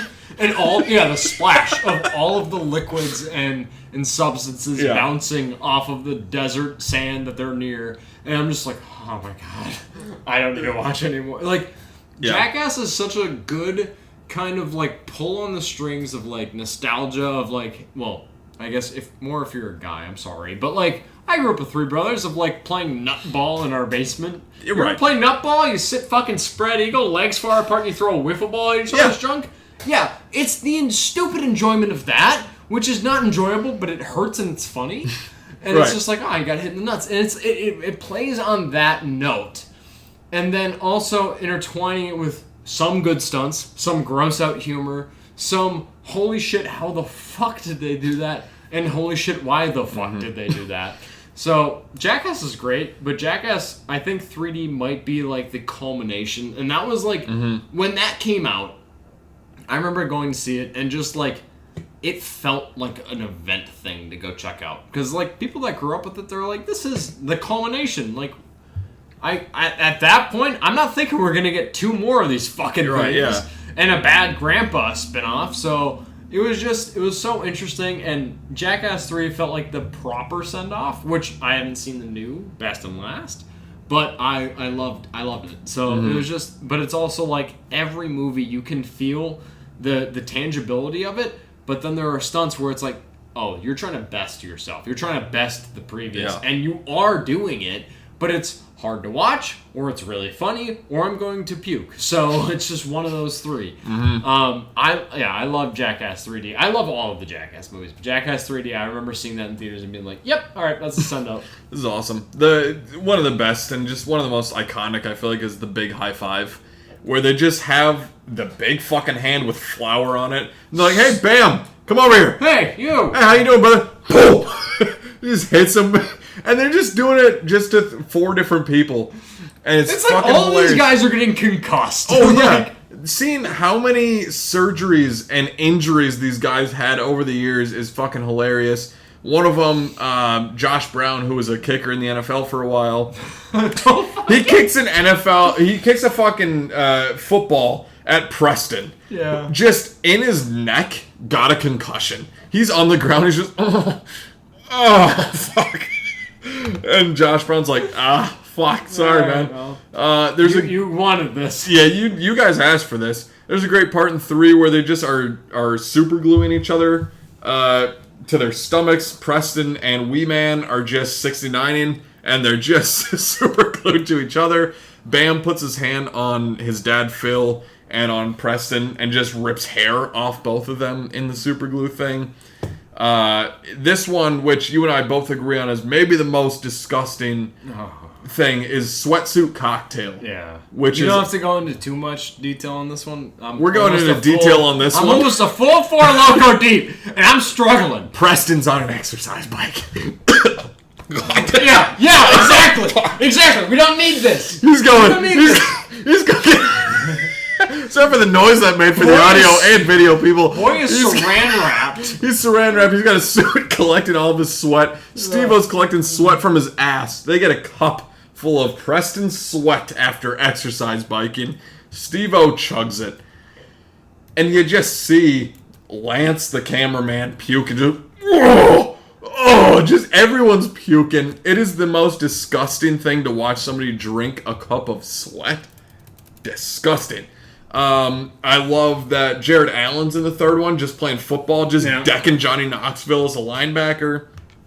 There's a funny bit, just of like a Rocky Balboa bit, where just kind of behind the scenes, like go behind somebody, splash water in the face, deck them in the face Punch him in the mouth, with a boxing glove. Fucking hilarious. There's one called Helicopter, which is Chris Pontius tying a string to his cock with a remote control helicopter, and it's just flying around everywhere. He's fuck! That hurts! Ow! Fuck! That's fucking great. Apple of My Ass is a great one that I wrote down, where Preston, he's in like a barn somewhere, and he just puts an apple in his ass, and a pig comes in and just eats his ass of the apple in there. This one also has a great bit of Bam Margera, who is going around behind the scenes just pissing on people, and he's just filming them. Punching his He goes up behind like fucking Wee Man, just starts pissing on him, and then Wee Man just punches him in the cock. Great. It's perspective shot of like base of dick. Like hilarious. It's insane shit. It's so funny. So those first three are really like very special. They did do the spin-off Jackass Presents Bad Grandpa in 2013. I saw this on Valentine's Day with my mom and my brother. Did they like it? Do you remember? Like, did they like it? I'm sure Blake or who did you see? So I saw it with Austin and my mom. Okay, I'm sure Austin. And we were both like, yeah, it's fine. It was like, because it was supposed to be like something somewhat new for Jackass, because they had like a story of a boy and his grandpa going on like a cross-country journey. And you kind of get that a little bit in this movie, but it's just also fitting in more Jackass gags with Johnny Knoxville playing that character of Bad Grandpa. And it's just, some of it's funny, some of it's not. It like kind of wore thin for me, where I'm like, I think I just prefer you guys to do Jackass. Because the Bad Grandpa character, even in those sketches, sometimes they're funny, sometimes they're not. It's kind of hit or miss for me. But I think my mom was like, I can't believe I took you boys to see this movie. Which, like, I'm 13, he's 15, and she's just like, why the fuck am I bringing my kids to see Bad Grandpa on Valentine's Day? But we hit Taco Bell on the way there, because my mom is a big Taco Bell, Lokos taco fiend. Nice. So on the way there, we'd stop at Taco Bell, and then we'd go to the Rogers. I forget if it was an Imagine at that point, but it might have been. And we went to the Imagine Theater and watched Bad Grandpa. Nice. Like, all right, whatever. You know, I'd never seen Bad Grandpa before, and I was a little bit skeptical. Same thing. I was like, the Bad Grandpa sketches in the Jackass things, I'm like, those are never my favorite, really, of the things they're doing. They pad their own time. It's fine. Like, they're sometimes funny. Yeah, but this movie, like, the little kid in there, Jackson Nickel, really awesome, great. Like, awesome. The ability to like keep your composure during a lot of these scenes is very impressive. And with him and Johnny just like going on this road trip, I just got one over really quickly. Yeah. And I was like, you know what? Yeah, this is kind of working for me. There's just so many scenes of, it's really just like Johnny Knoxville is the grandpa Irvin Zisman, and he's trying to bring his grandson, played by Jackson Nickel, to his dad in North Carolina. And it's just a road trip movie, and they do weird shit. There's one scene where Irving's like, I can't do this anymore. I'm going to bring him to a UPS and try and ship him in a box. And And the kid's just, like, moving around. They're like, oh, is this, like, a real human? And he's like, no, it's, like, one of those statues that, like, you press a button and it moves. Like, oh, okay. And then he's like, Grandpa, help. And, it's almost like a social experiment. Well, yeah, a lot of the marketing was just like, this is filmed with real people, and just like them reacting. And, like, how are they going to react? And one of the women is like, oh, we can still ship it, it's fine. One of them's like, we can't ship a human. And, like seeing the back and forth of just people, like, we can't do this at all. I love when, Bad Grandpa goes to bingo, and he's just eating the bingo blotters, the like green thing, the ink, and then he just pulls out a margarita thing. He's like, we're having margaritas, ladies. He's like, I can't stir the gravy, but I can lick the ladle. And they're just like, oh my god. They go to the strip club. It's like a male's night or a female night or whatever. It's just like all male strippers. They showed this in Jackass Best and Last a little bit too, but him just going up and being like, hey, big boy, I heard you got a Tootsie Roll. And he was like, what the fuck? What the fuck are you talking about? And he gets out there with his balls hanging out, just saggy old man balls everywhere. Clapping against the knee. It's so funny. And just the whole movie really is just the bad grandpa Irving trying to hit on women. And just him being like, hey, you babysit big boys? What's going on here? As the little kids there, I had fun watching this movie. I can't even deny. I was a little skeptical going in because I'm like, it's not a mainline Jackass movie, but I'm like, do they have enough story for this? Like, I'm not sure. I was won over. Also, an Oscar-nominated movie for Best Makeup and Hairstyling. So deserved. So fucking deserved, and I will always stand by that. Forgot about that. But if Suicide Squad can win one for Best Makeup and Hairstyling, this deserves a nomination. If you didn't know Johnny Knoxville was in this movie... Oh, yeah. You wouldn't know it's him. Yeah. It's fucking great makeup work, and they did it all throughout the Jackass movie. So I really enjoyed Bad Grandpa. It was fun. Also, Jackass Forever. The first time that I watched this one all the way through came out in 2022. Kind of has some like. I really like this one. This one's fun. Yeah, and this one introduced some new crew members. Where in between 3 and 4, there was a lot of kind of things that happened really with Ryan Dunn, who was one of my favorite members of Jackass, and he actually passed away in a car crash in, I think it was 2011, maybe, like right after the third movie came out. Yeah. Very sad. It's just, and I think it kind of impacted a lot of people, especially Bam. Like, him and Bam were two that grew up together, doing a lot of the shows together, all that type of stuff, and with Bam kind of being fired from Jackass Forever because he was using a lot of pills and a lot of alcohol and everything, I think it just impacts a lot of people. Again, back to that brotherhood of just like the highs and lows of that stuff. And with Ryan passing away, it's very sad. They dedicate this movie to him. Also, Bad Grandpa, they have a dedication to him as well. But they bring in some new crew members where they have Poopies, who I love. And he's great in the new one as well. They have Zach Holmes. He is too ready to do anything. Yeah. And it's like, all right, good for you, but also I'm scared for you, dude. Like, settle the fuck down. You don't know what you're getting into. Zach Holmes, he's the new fat guy. He's the new Preston, basically. So funny, especially in the new movie, too. You have a couple new guys, too. Dark Shark is really funny. And just a lot of funny new characters in this movie. And really, Jackass Forever, the things I'm going to remember about this movie is kind of the COVID-type stuff about it, where it came out in 2022, and just all the nasty shit they're doing, and then Lance Bangs, the photographer we've mentioned a bit, where he's just puking in a mask, and he's like, oh, I'm going to need a new mask. And, like, I don't love seeing COVID stuff in movies, but, like, using it like that, I'm like, that's funny. I like that. Of them dealing with the fucking repercussions of like, oh my god. God. The funniest and maybe the most memorable bit in Jackass Forever is Johnny Knoxville getting hit by a fucking bull and getting twice thrust and just spun around. Which is crazy to me why they made a final one. Because to me, Jackass Forever, that is the send-off. That felt like a good culmination to that point. and then hearing about a lot of the stunts after the fact, but also seeing them in the movie, and it's like Johnny Knoxville almost fucking died. Yeah. A couple of times, many a times probably, but especially in this fourth film. And then you're sitting there watching it like, holy shit, why is there a fifth one? Why did we get a final send-up? So, and I still haven't seen Best and Last, but I'm like, you're willing to come back for another one? I don't know his involvement in terms of stunt work. Does he do it? A lot of stunt work in the fifth one, Best and Last? Yeah, well, it's kind of interesting, because, like, forever it's mainly all the kind of the new crew blended with the... It's almost like a passing of the torch. A little bit. And with Jackass Best and Last, it's very interesting, because it's... I don't know the percentage, but like a lot of it is kind of the old crew reminiscing about some of their favorite stunts, and we show a lot of their favorite stunts from the first 4 movies, and it's very fun to see those on the big screen because like we didn't get to see those in 2002, 2006, whatever. So like it is a lot of that, but there's also some new stunts that they do that are really fun as well, and like.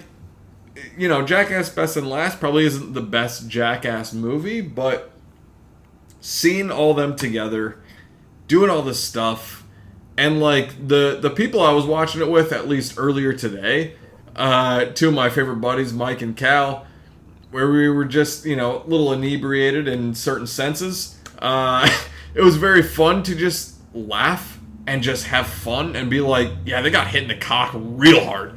That's fun. And, like, it's just a great kind of merging of everything. And, like, I don't know. There's, again, I kind of mentioned it earlier of, like, the emotional core of this. There's some moments in this movie where they're, like, Johnny Knoxville's on an electric chair. And they're just, like, asking him true or false questions. And, like, some are funny, whatever. And then they're like, is this actually going to be the last Jackass movie? Like, is this going to be the last one? He's like... He starts tearing up. He's like, yeah, actually, it kind of is the last one. Like, it's kind of touching, and it kind of is actually breaking my heart that it is the last one. Kind of has to be. It has to be, and because we're getting older. Of a lot of these guys. Getting older, but, like... It's a miracle, all the stunts that they go through, and they're still here for a 5th one. So. All the surgeries, all of the... Like, Aaron McGehee broke his neck twice during one movie, and coming back and doing shit... And just like all of the, again, just back to the brotherhood of these movies and the kind of uniting behind this maniacal people just doing wild shit of people that are just on the same wavelength of being like, we're gonna just push ourselves as stuntmen and doing pranks and doing weird shit. And they all unite together, and just some of my favorite things are seeing them in a hotel room giving each other paper cuts as they're all drinking. But like just as like them just being like, what's the dumbest shit we can do? What is the worst? What is the worst things we can do? And like I didn't expect to get emotional during a Jackass movie, but during this one, especially during the end credits, every end credits of a Jackass movie is really great. Always stick around for it. But it's just like showing clips, and especially with Ryan Dunn having passed away in a car crash, Bam Margera, who had struggles with alcohol and drugs, and who was fired from the 4th movie, and he was not in this movie, but they used some footage from what he filmed for the 4th movie, but wasn't used before. And just kind of, and like his parents were on the red carpet and were like, he's making a recovery, he's making a comeback. He's working on it. Like, he's working on it. And that, like, brotherhood, since the early 2000s, late 90s, is so special. And, like, it really is through dick jokes and shit jokes and ball jokes. And as juvenile as it is, as low as you can go, of jokes in other movies where I'm like, that's kind of low. But in these movies, and in these characters and these people that I'm just like, I love you guys. I love seeing you together. It got really emotional, like seeing them be like, yeah, this is the last one. Like Wee Man and Pontius and Johnny and Steve, I'm just like, fuck, that's making me sad that this is the last one. Yeah, and kind of an end of an era. End of an era of like us growing up and seeing these dumb fucking stunts that they're doing, but it works for me. And so it was just, again, kind of a thing that I personally just needed this week of watching Jackass be dumb and being fun, and then going and see it with some buddies where we're drunk and maybe a little something else, and having a great time watching the movie, and just being like, this is brotherhood. This is fun. This is this movie's meant to be watched with a group of people, of being like, that's fucking stupid. I love it. Let's laugh at it together. That's what Jackass is to me. Yeah, I haven't watched Jackass Best and Last. I'm happy that you were able to get the experience that you got today with it. I might sucker maybe a couple of my brothers into checking it out with me. Do it, yes. Sometime this week, just because my experience or my exposure to Jackass was through my older brother Blake, watching MTV2 in his bedroom, watching fucking Jackass 2 and all that stuff. Like, my brothers didn't have a lot of movies growing up. Like, I'm a big collector now, but growing up, my brother Blake had some Final Destination, some kind of like odds and ends, like some horror films, some comedy films, The Hangover, random stuff. Saw 2 specifically. Yeah. The Hangover films, and then my brother Blake loves Jackass. So I'm like, maybe try and go see it with him. Yeah. Because like everything, weirdly enough, that I've seen in terms of reviews come out about this, because it's reviewing really well. The film, this franchise, it's the 5th in its franchise. It established the audience that it has, and the audience that's going to see it typically is going to like it, which I'm not going to be mad at, and I'm probably going to really enjoy this. But I want to try and see this with people that brought me into this franchise, brought me into this world of watching. Granted, it is a lot of dumb stunts, dumb jokes, horrible things, disgusting things, but it's always enjoyable. It's always fun. Like, I saw Jackass Forever in theaters by myself. I was with no one. But I was working at a movie theater at the time, and the only other people in this theater were probably high, if not definitely drinking, and having a great time. So it's like, I think this is something to bond over, even though it's just like, it's the dumbest shit in the world. Like, how do you bond over a person getting punched in the nuts or a horrible stunt? Or something scary happening of Johnny Knoxville getting kicked in the skull by a fucking bull. But you just have a good time and you enjoy it. So I'm excited to check it out. I've heard nothing but great things, and obviously from what you've been able to talk about with this franchise, but also this most recent rendition and how it kind of encapsulates, hey, this is our last run. This is the final stretch for us. Understandable. I thought 3rd was the last. I thought 4th was the last. Not that I haven't appreciated everyone that's come, but it's like, not everyone can do this forever. Johnny Knoxville, thank you for doing it for as long as you have, and the rest of the crew, especially Steve-O, because you do some of the nuttiest shit, and I'm like, oh my god, take the fish hook out. But I'm really excited to check this out. Jackass it's a special. It's weird to say it's a franchise, but it's a special thing that we've been able to grow up with and have for over 27 years of movies and MTV TV series and shows like that. So I'm excited to check it out. I'm happy you got to check it out in the slightly inebriated or fully inebriated state you're in, but I'm excited to see it nonetheless. Even like, just the last point on it, like one of the most consistent franchises in a weird way, where like you wouldn't expect it. No, we've talked about Toy Story and Scream earlier this year, where the new installments we didn't really care for. Yeah. Mission Impossible even last year, we're like, it's whatever. Fine. Jackass knows exactly what it is.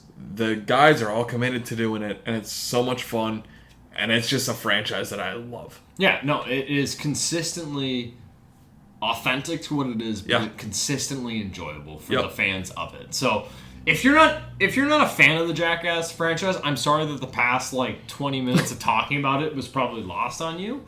But if you are a fan, know that, hey, this 5th one, you're in good hands. They recognize the kind of presence they've had for their existence and the stunts and the fun that they've had within all of our lives, but to be able to enjoy it and have a good time, even though it is often horrific things we're seeing. I can't wait to check it out this week. I definitely will, especially when we eventually talk about the movies that are coming out this week. The carryover of Jackass, Best and Last, I'm really excited. Also, just such a good title. I'm excited for that. That is a great title. I can't wait to finally sit down and check it out. I'm kind of in the mindset, my wife has not seen any of these. I'm like, do I make her just like jump into it. You might enjoy this, you might hate this, but I'm gonna have a good time. So, Yeah. who knows? I might try and rope her in. I want you and like Blake and Tyler and Austin, like the four of you to sit watch down it. and watch I it. need that to happen. To I pal think. around and fucking watch Johnny Knoxville Yeah. one more time with One more time. almost bleached white hair, so gray, get hit in the nuts. Probably. Love Johnny. Yeah, love Johnny. All the respect. So I'm happy you got to check that out, but I'm really eager to see it this week. A movie I was able to do some homework on, check it out this week, was Leviticus, which is directed by, I'm going to butcher this name because I butcher every name that I can't pronounce because I am an English-speaking American Minnesotan man who struggles with every word that's longer than the word the. But this is directed by Adrian, I think, Chiarella, which is Chiarella, I don't know. maybe feature film debut. This film takes place in Australia, I believe. Again, starring Stacey Clausen, Joe Bird, Ewan Leslie, Mia Wasikowska, and Jeremy Blewett. The synopsis reads: 2 teenage boys must escape a violent entity that takes the form of the person they desire most, each other. Oh. Really good premise, really good setup. It is a kind of a smaller budget horror film from this year, which we've been accustomed, I think, in 2026 of smaller budget horror films being really good, playing really well. We had Backrooms, we had Obsession, we had a number of other films kind of padding that out. Leviticus, I think, should not be lost on you, especially if you are a fan of those other movies that I listed, because this is a film that definitely is made on a budget, but has such a good premise of, hey, these 2 boys in Australia that develop a liking towards one another, develop a relationship, and the small town that they grow up within, they recognize, this very small religious town that they grow up within, I should say, recognizes that and sees to correct that. And in doing so, they are submitted to a ritualistic kind of venture of, hey, we're gonna speak this Christ speak at you, this ritual, and make it so this entity attaches itself to you. And what this entity will do is mimic the person you are most attracted to, and it will hunt you down if you come near it. So if a gay man is in love with another man, that man that they're in love with is going to hunt them down, basically. So I think that this is such a good premise. I think, while it's not like the most overtly scary thing I've watched, I think it is a horror film that has a good premise to support it, and good storytelling, good characters I'm rooting for, characters I care about, and good suspense within it. And also the premise sets it up so it works so well with the characters, and the plot develops in a way where I'm like, I understand the threat, and the threat is actually scary. If I were to go to my wife and thinking that it's my wife, but it's actually a different kind of entity existing that embodies my wife and then eventually just tries to kill me because, hey, I'm attracted to my wife, that's terrifying. So I think that this film is very well handled. It coming from a feature film director that is new to the game, this is his first directorial effort, I was really surprised because it's a very well shot film, very well lit. It has great gore at times, but also really good suspense. And I think I would say it relies more on the suspense than it does gore. I was really blown away by this movie. This is easily my second favorite film of 2026. I really loved it. It was, I think it's like an hour and maybe 32 minutes. Like, it's pretty quick. And it goes by, but I never felt like I was rushed, and I never felt like the film dragged. I think that the premise that they had and how long the movie is, the runtime really supports the premise, and vice versa. And I think the 2 leads are exceptional in this movie. The performances are great. I was really surprised to see Mia Wasikowska in this film, just because I'm like, oh, hey, Crimson Peak is in here? Like, I thought I was going into a movie of almost majority no names, or at least actors that are new to me. And then she pops up, and I was like, oh, I know you. Where are you from? Oh, hey, what's up? And she's this kind of hard-edged, very cold woman who, hey, I have a gay son, and that's not okay in this town that we live in, so we need to correct that. We'll have this guy from the church come in and do this ritual on you, make you afraid of basically being gay. And I was really taken aback by the story that they're telling. Yes, it has scares, but more so than that, the way that it is elevated above just being a scary movie, it is elevated by the story that supports it and it telling a pertinent story about, hey, it's okay to love who you love and you'll figure it out. It'll be fine. I thought that the ending to this movie was very poignant, very emotionally satisfying, and it's not a movie that, spoiler alert, ends in a very dark, twisted way, a way that I more than likely kind of want out of a horror film. It ends in a very emotionally satisfying way of characters being able to basically just, hey, boil it down. We need to figure this out. We'll figure it out together. And I loved the messaging of this film. I loved the way it was handled. I think this is an all-star horror film. It's not the scariest thing in the world, so you'll probably be fine. It does have a good kind of cold open to introduce the premise, as most horror films do. So I think this is an all-timer, honestly, for me. I loved this movie. I really enjoyed it. I'd recommend checking it out.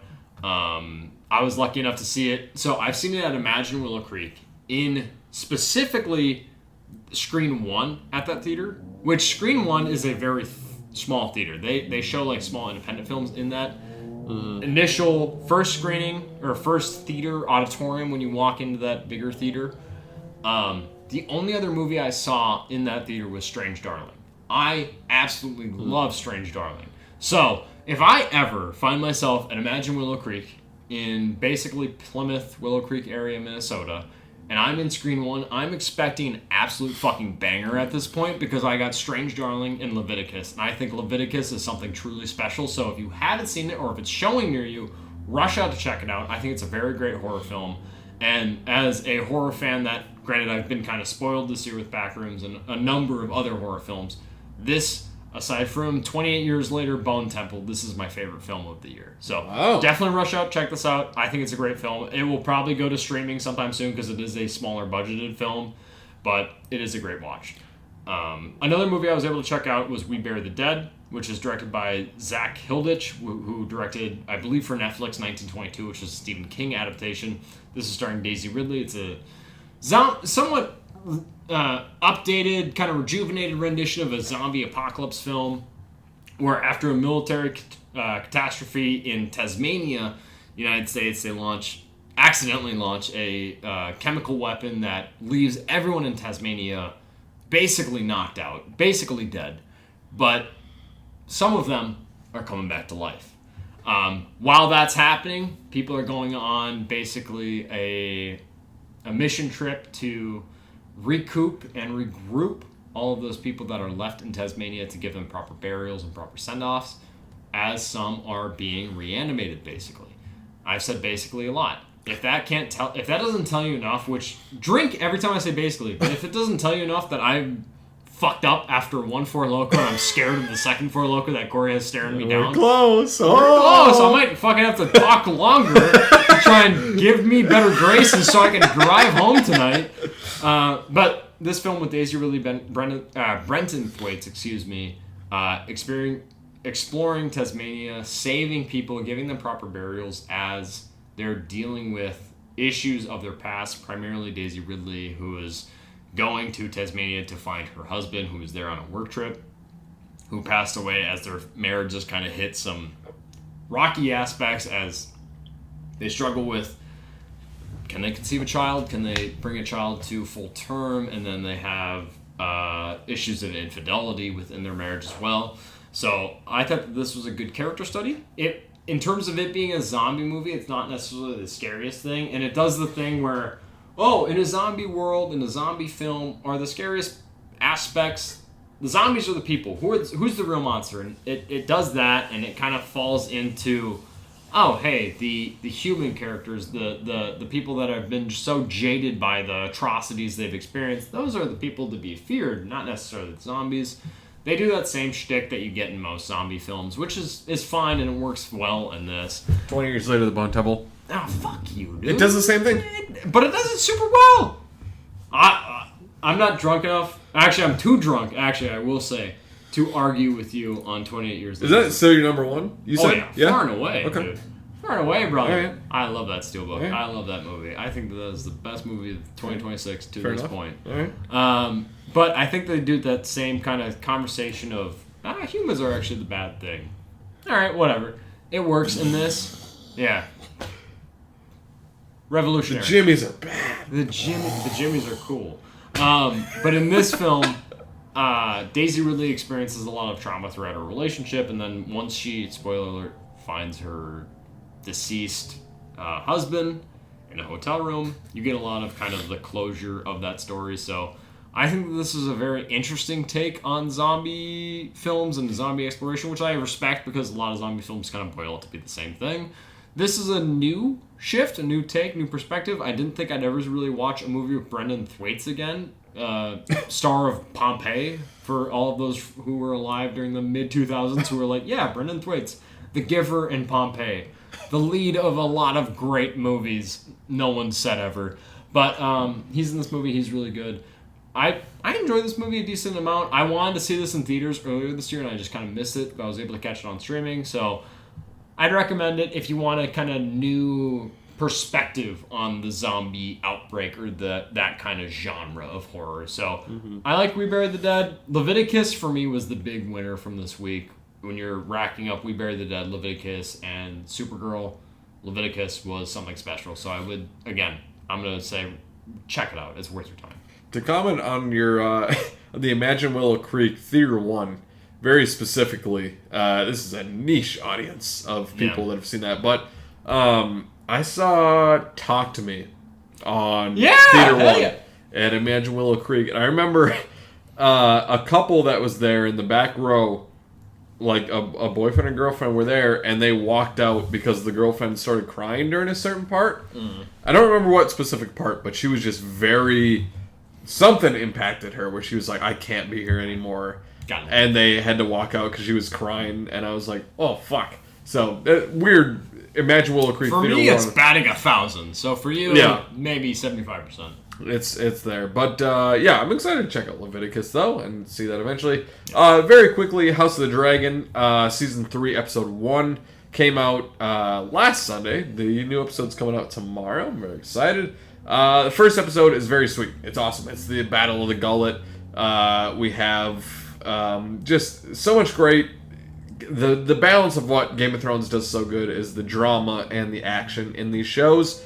And I love seeing just dragons fuck around doing shit with ships as people on ships are just fighting each other with swords. Yeah, it's fun. But then there's also weird shit where it's like, what family member's going to kiss each other this week? And that happens here. I'm not going to spoil I'm not going to spoil it because it's like, you see it happen and you're like, oh, Allison, don't do that. Oh, fuck.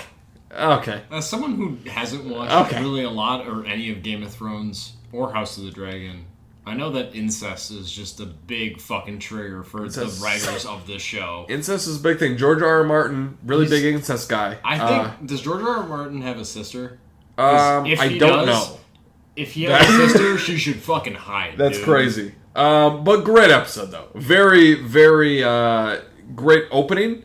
And a very shocking ending that I didn't expect. I haven't read House of the Dragon, the book, so I don't know it. But, yeah, solid episode. I don't know that I'll talk about it week to week, but I'm excited to, once the season wraps up, kind of talk about it once season 3 is done. We were originally going to crack a second... We're going to get there in a little bit. No. We're going to get there I'm not going to get there. I will throw up and piss my pants. And you guys will watch that. Because I know Corey edits this. And you would be submitted to some of the worst shit you'd ever seen. But I'm hoping that I can nurse the little bit of a Four Loko I have left. Because my alcohol tolerance is nil. And the amount I have left is enough to fucking kill a baby deer. So... we're just going to go into the new releases coming out at the end of this upcoming week. This is going to 4th of July and all that. So, new releases for July 3rd, we have Minions and Monsters, which I have not watched any of the Minions films because I have respect for myself. If you don't, or if you have kids, I have a lot of respect for you. Good luck. I will say that the trailers and the marketing for this new Minions and Monsters has worked more for me than any of the other previous Despicable Me and Minions films, so maybe I'll check this one out. It follows the Minions in the 1920s Hollywood as they search for frightening creatures for their monster movie. They partner with a green creature and must save the planet after unleashing monsters. I just like the idea. The trailers, like I said, have worked for me a little bit more, of them introducing, like, well, what if one of the minions got into filmmaking and early 1900s and they wanted to cast and direct a film that was going to be a big monster film like The Blob or some shit. So the marketing has worked for me. I'm not going to rush out to check this out, and since this is the big release for this upcoming week, I'm really thrilled by that, because I can just catch up on Jackass and other films that I've bought and kind of have a slower week into spending time with my in-laws. So Minions and Monsters is coming out this week, so you can maybe check that out after fireworks before your kids fall asleep. On Netflix on July 3rd, we're also getting Enola Holmes 3. I know everyone in the live studio audience was clamoring for this. Can you hear the applause and the lack of... Shut the fuck up.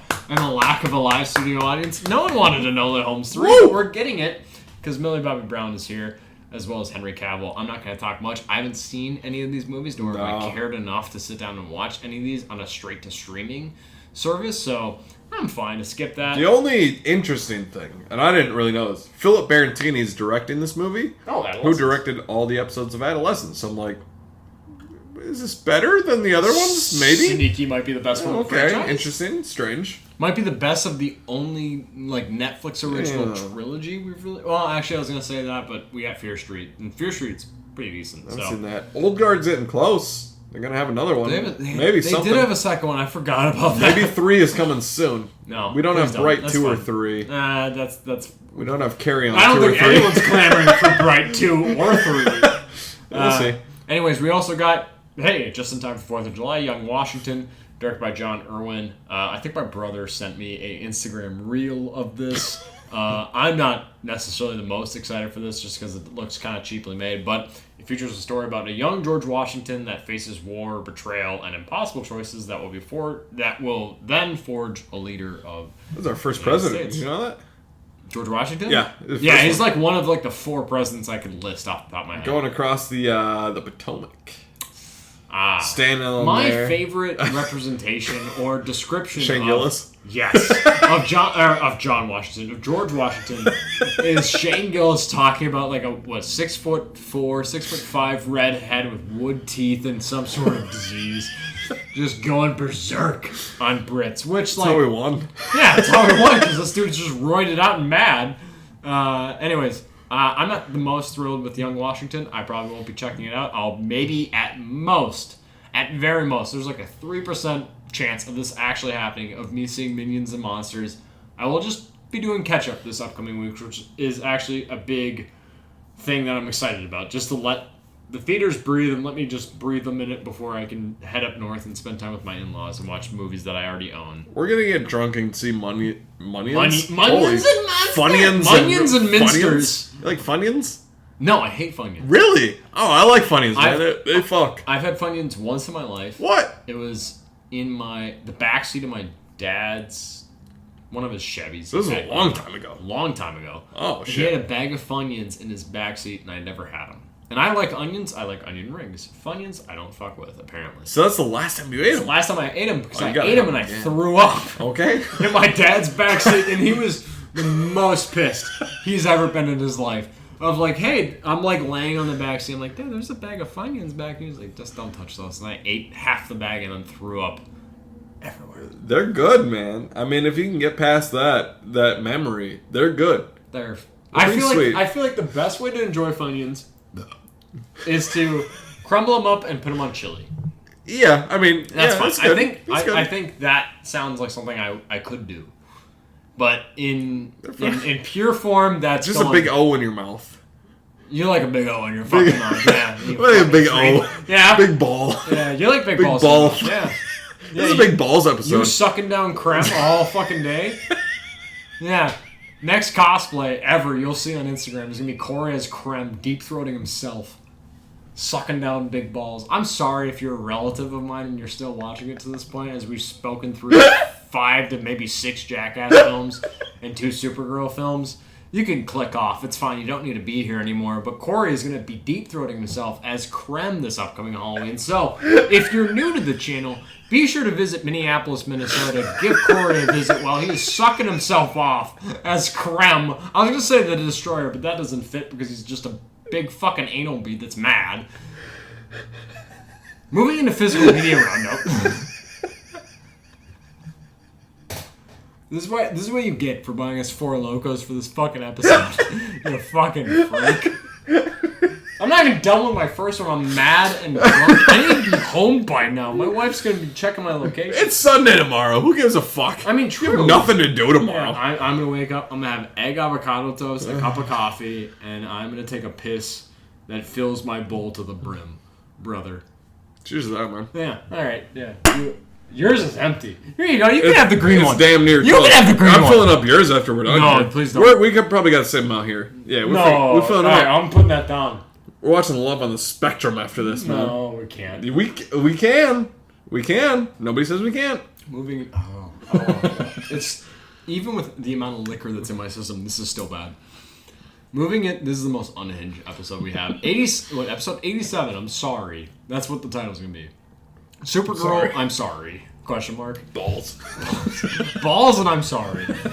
Looking at physical media roundup, what I purchased this past week, I bought Bringing Out the Dead. I stopped at Barnes & Noble and I had a gift card, so I bought a 4K Blu-ray of Bringing Out the Dead. They also have a Criterion sale that has started up this past week, so I got a couple of things. I got Evil Does Not Exist, which is a film I've only heard of, and the cover of it won me over, so I bought that at Barnes & Noble as well. And I also bought a 4K Blu-ray of the Criterion release of Killers of the Flower Moon, another Martin Scorsese film.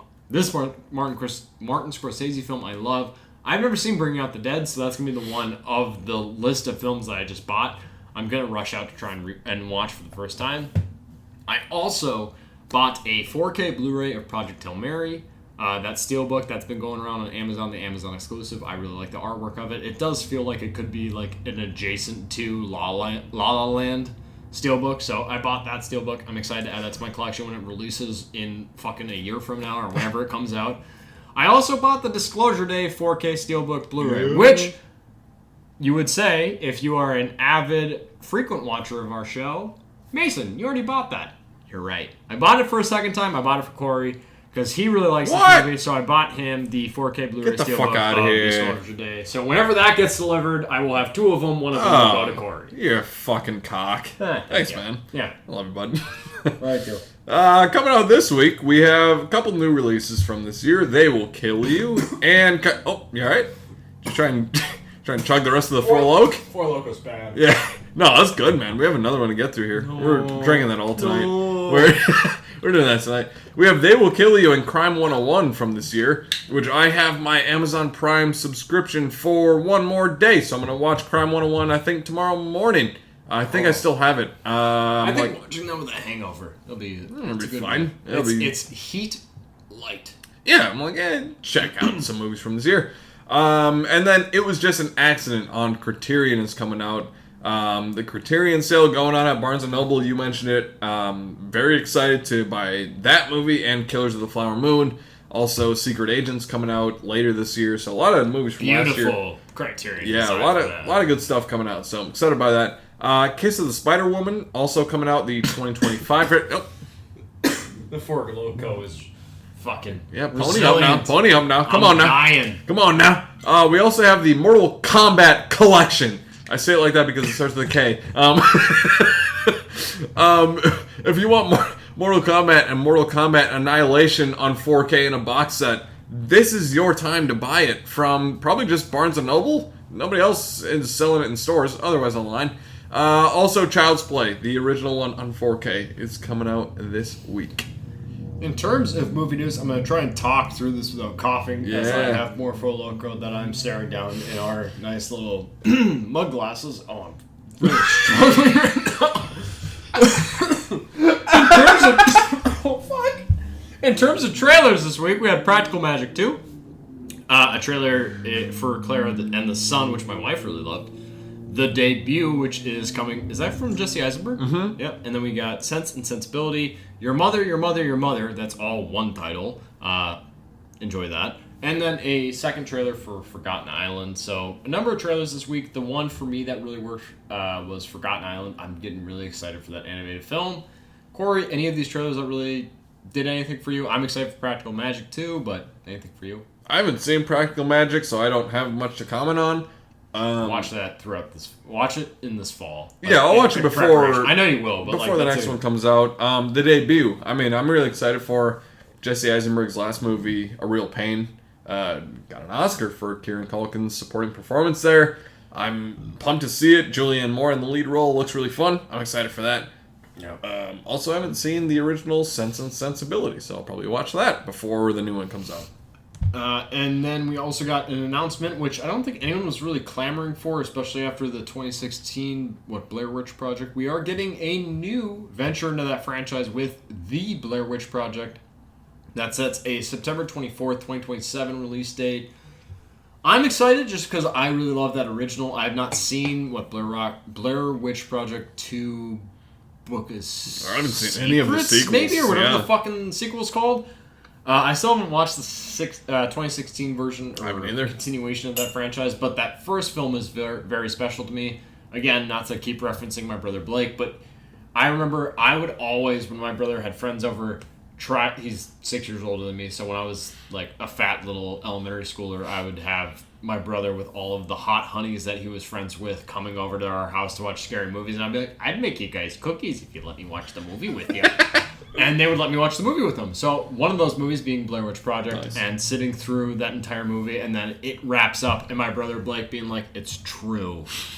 And then me scream crying up the bed. I love Blake. Yeah, Blake. At Blake's bachelor party, he was just like, why the fuck isn't Corey here? And I was like, God damn it, dude. You and Corey would be the most ruthless fucking pair. I need to have a fucking ring camera outside just to keep track. Like, I need to put bells on you. It's scary. Like, I've been friends with Corey since I was 12 years old, and when Blake and Corey link up, it is like the worst sides of me and Blake.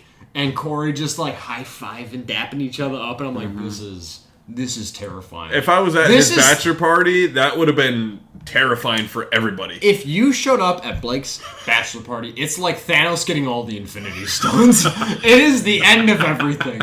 We're fucked, and it's always going to be fucked. Allegedly. Allegedly. Blake, if you're watching, which I know you're not, allegedly, you're a word of the fucking weekend last weekend. I'm excited for a Blair Witch Project. I don't know. It depends on the team that's behind it, but also, I don't know.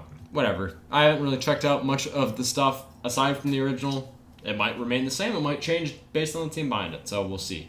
Another film that, hey, a franchise getting a spin-off or a sequel or a follow-up, we have Donkey. Or a Donkey spin-off movie. You know, from fucking DreamWorks and Shrek. You know, the new restylized Donkey with his shitty-ass little mohawk. You know, Eddie Murphy's Donkey. He's coming back. Apparently we're getting a full feature film of Donkey. I feel like the Blaze lady. Like, Blaze Credit Union.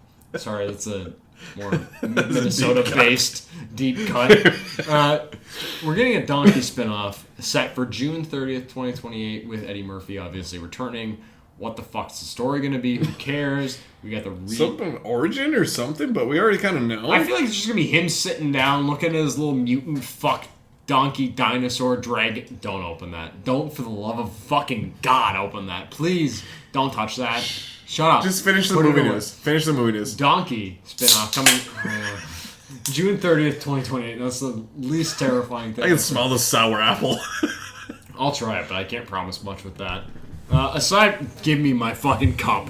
Alright, well, it's a good thing this episode's wrapping up here. Elodie Young also is in talks to return. Well, actually, more than just talks, because we got photos of her on set of Daredevil Born Again Season 3. Electra's... Oh my god. It's just ooze from Teenage Mutant Ninja Turtles. No, it's Shrek's fucking piss, It's Shrek's bud. cum. Yeah. Oh! Look at how fucking perfect that was. Something got on my laptop. I'm not going to deny. Something got on my laptop. Electra's coming back for Daredevil Born Again Season Elodie 3. Young's hot. She's really hot. How is she coming back? She died. Doesn't She did matter. die. It's going to happen. Regardless, that will do it for the rest of us. Oh my God! The Last of Us. The Last of Us. Welcome to the last episode. Welcome to the Last of Us podcast. I'm scared. Guys. Oh my God! This smells so bad. It smells like shit. That will do it for this episode Yeah, of Late Night, the Film Fan Podcast. I'm so sorry. I just need to rush this to end. Have a good night. Thank you. Hey, good night and good luck. Have a good night. Have a good night. We're having a good time. Hey, we're under 2 hours. So we're a minute under 2 hours. That's pretty cool. You know what? In film, it's not just about what's on screen. It's also about who's next to you in the theater. Cheers to you. Cheers to Supergirl. Cheers to Jackass. That's the Supergirl. Cheers to Jackass. Go have fun with your buddies. Go have fun with your friends. Enjoy your friends. Enjoy your friendship. That's what it's all about. Have a good night. Late Night Film Fan Podcast. I can hear the burp. So in your throat. Have a good night. I'm going to exhale pretty soon. What's this sour apple taste like? It's always the apple.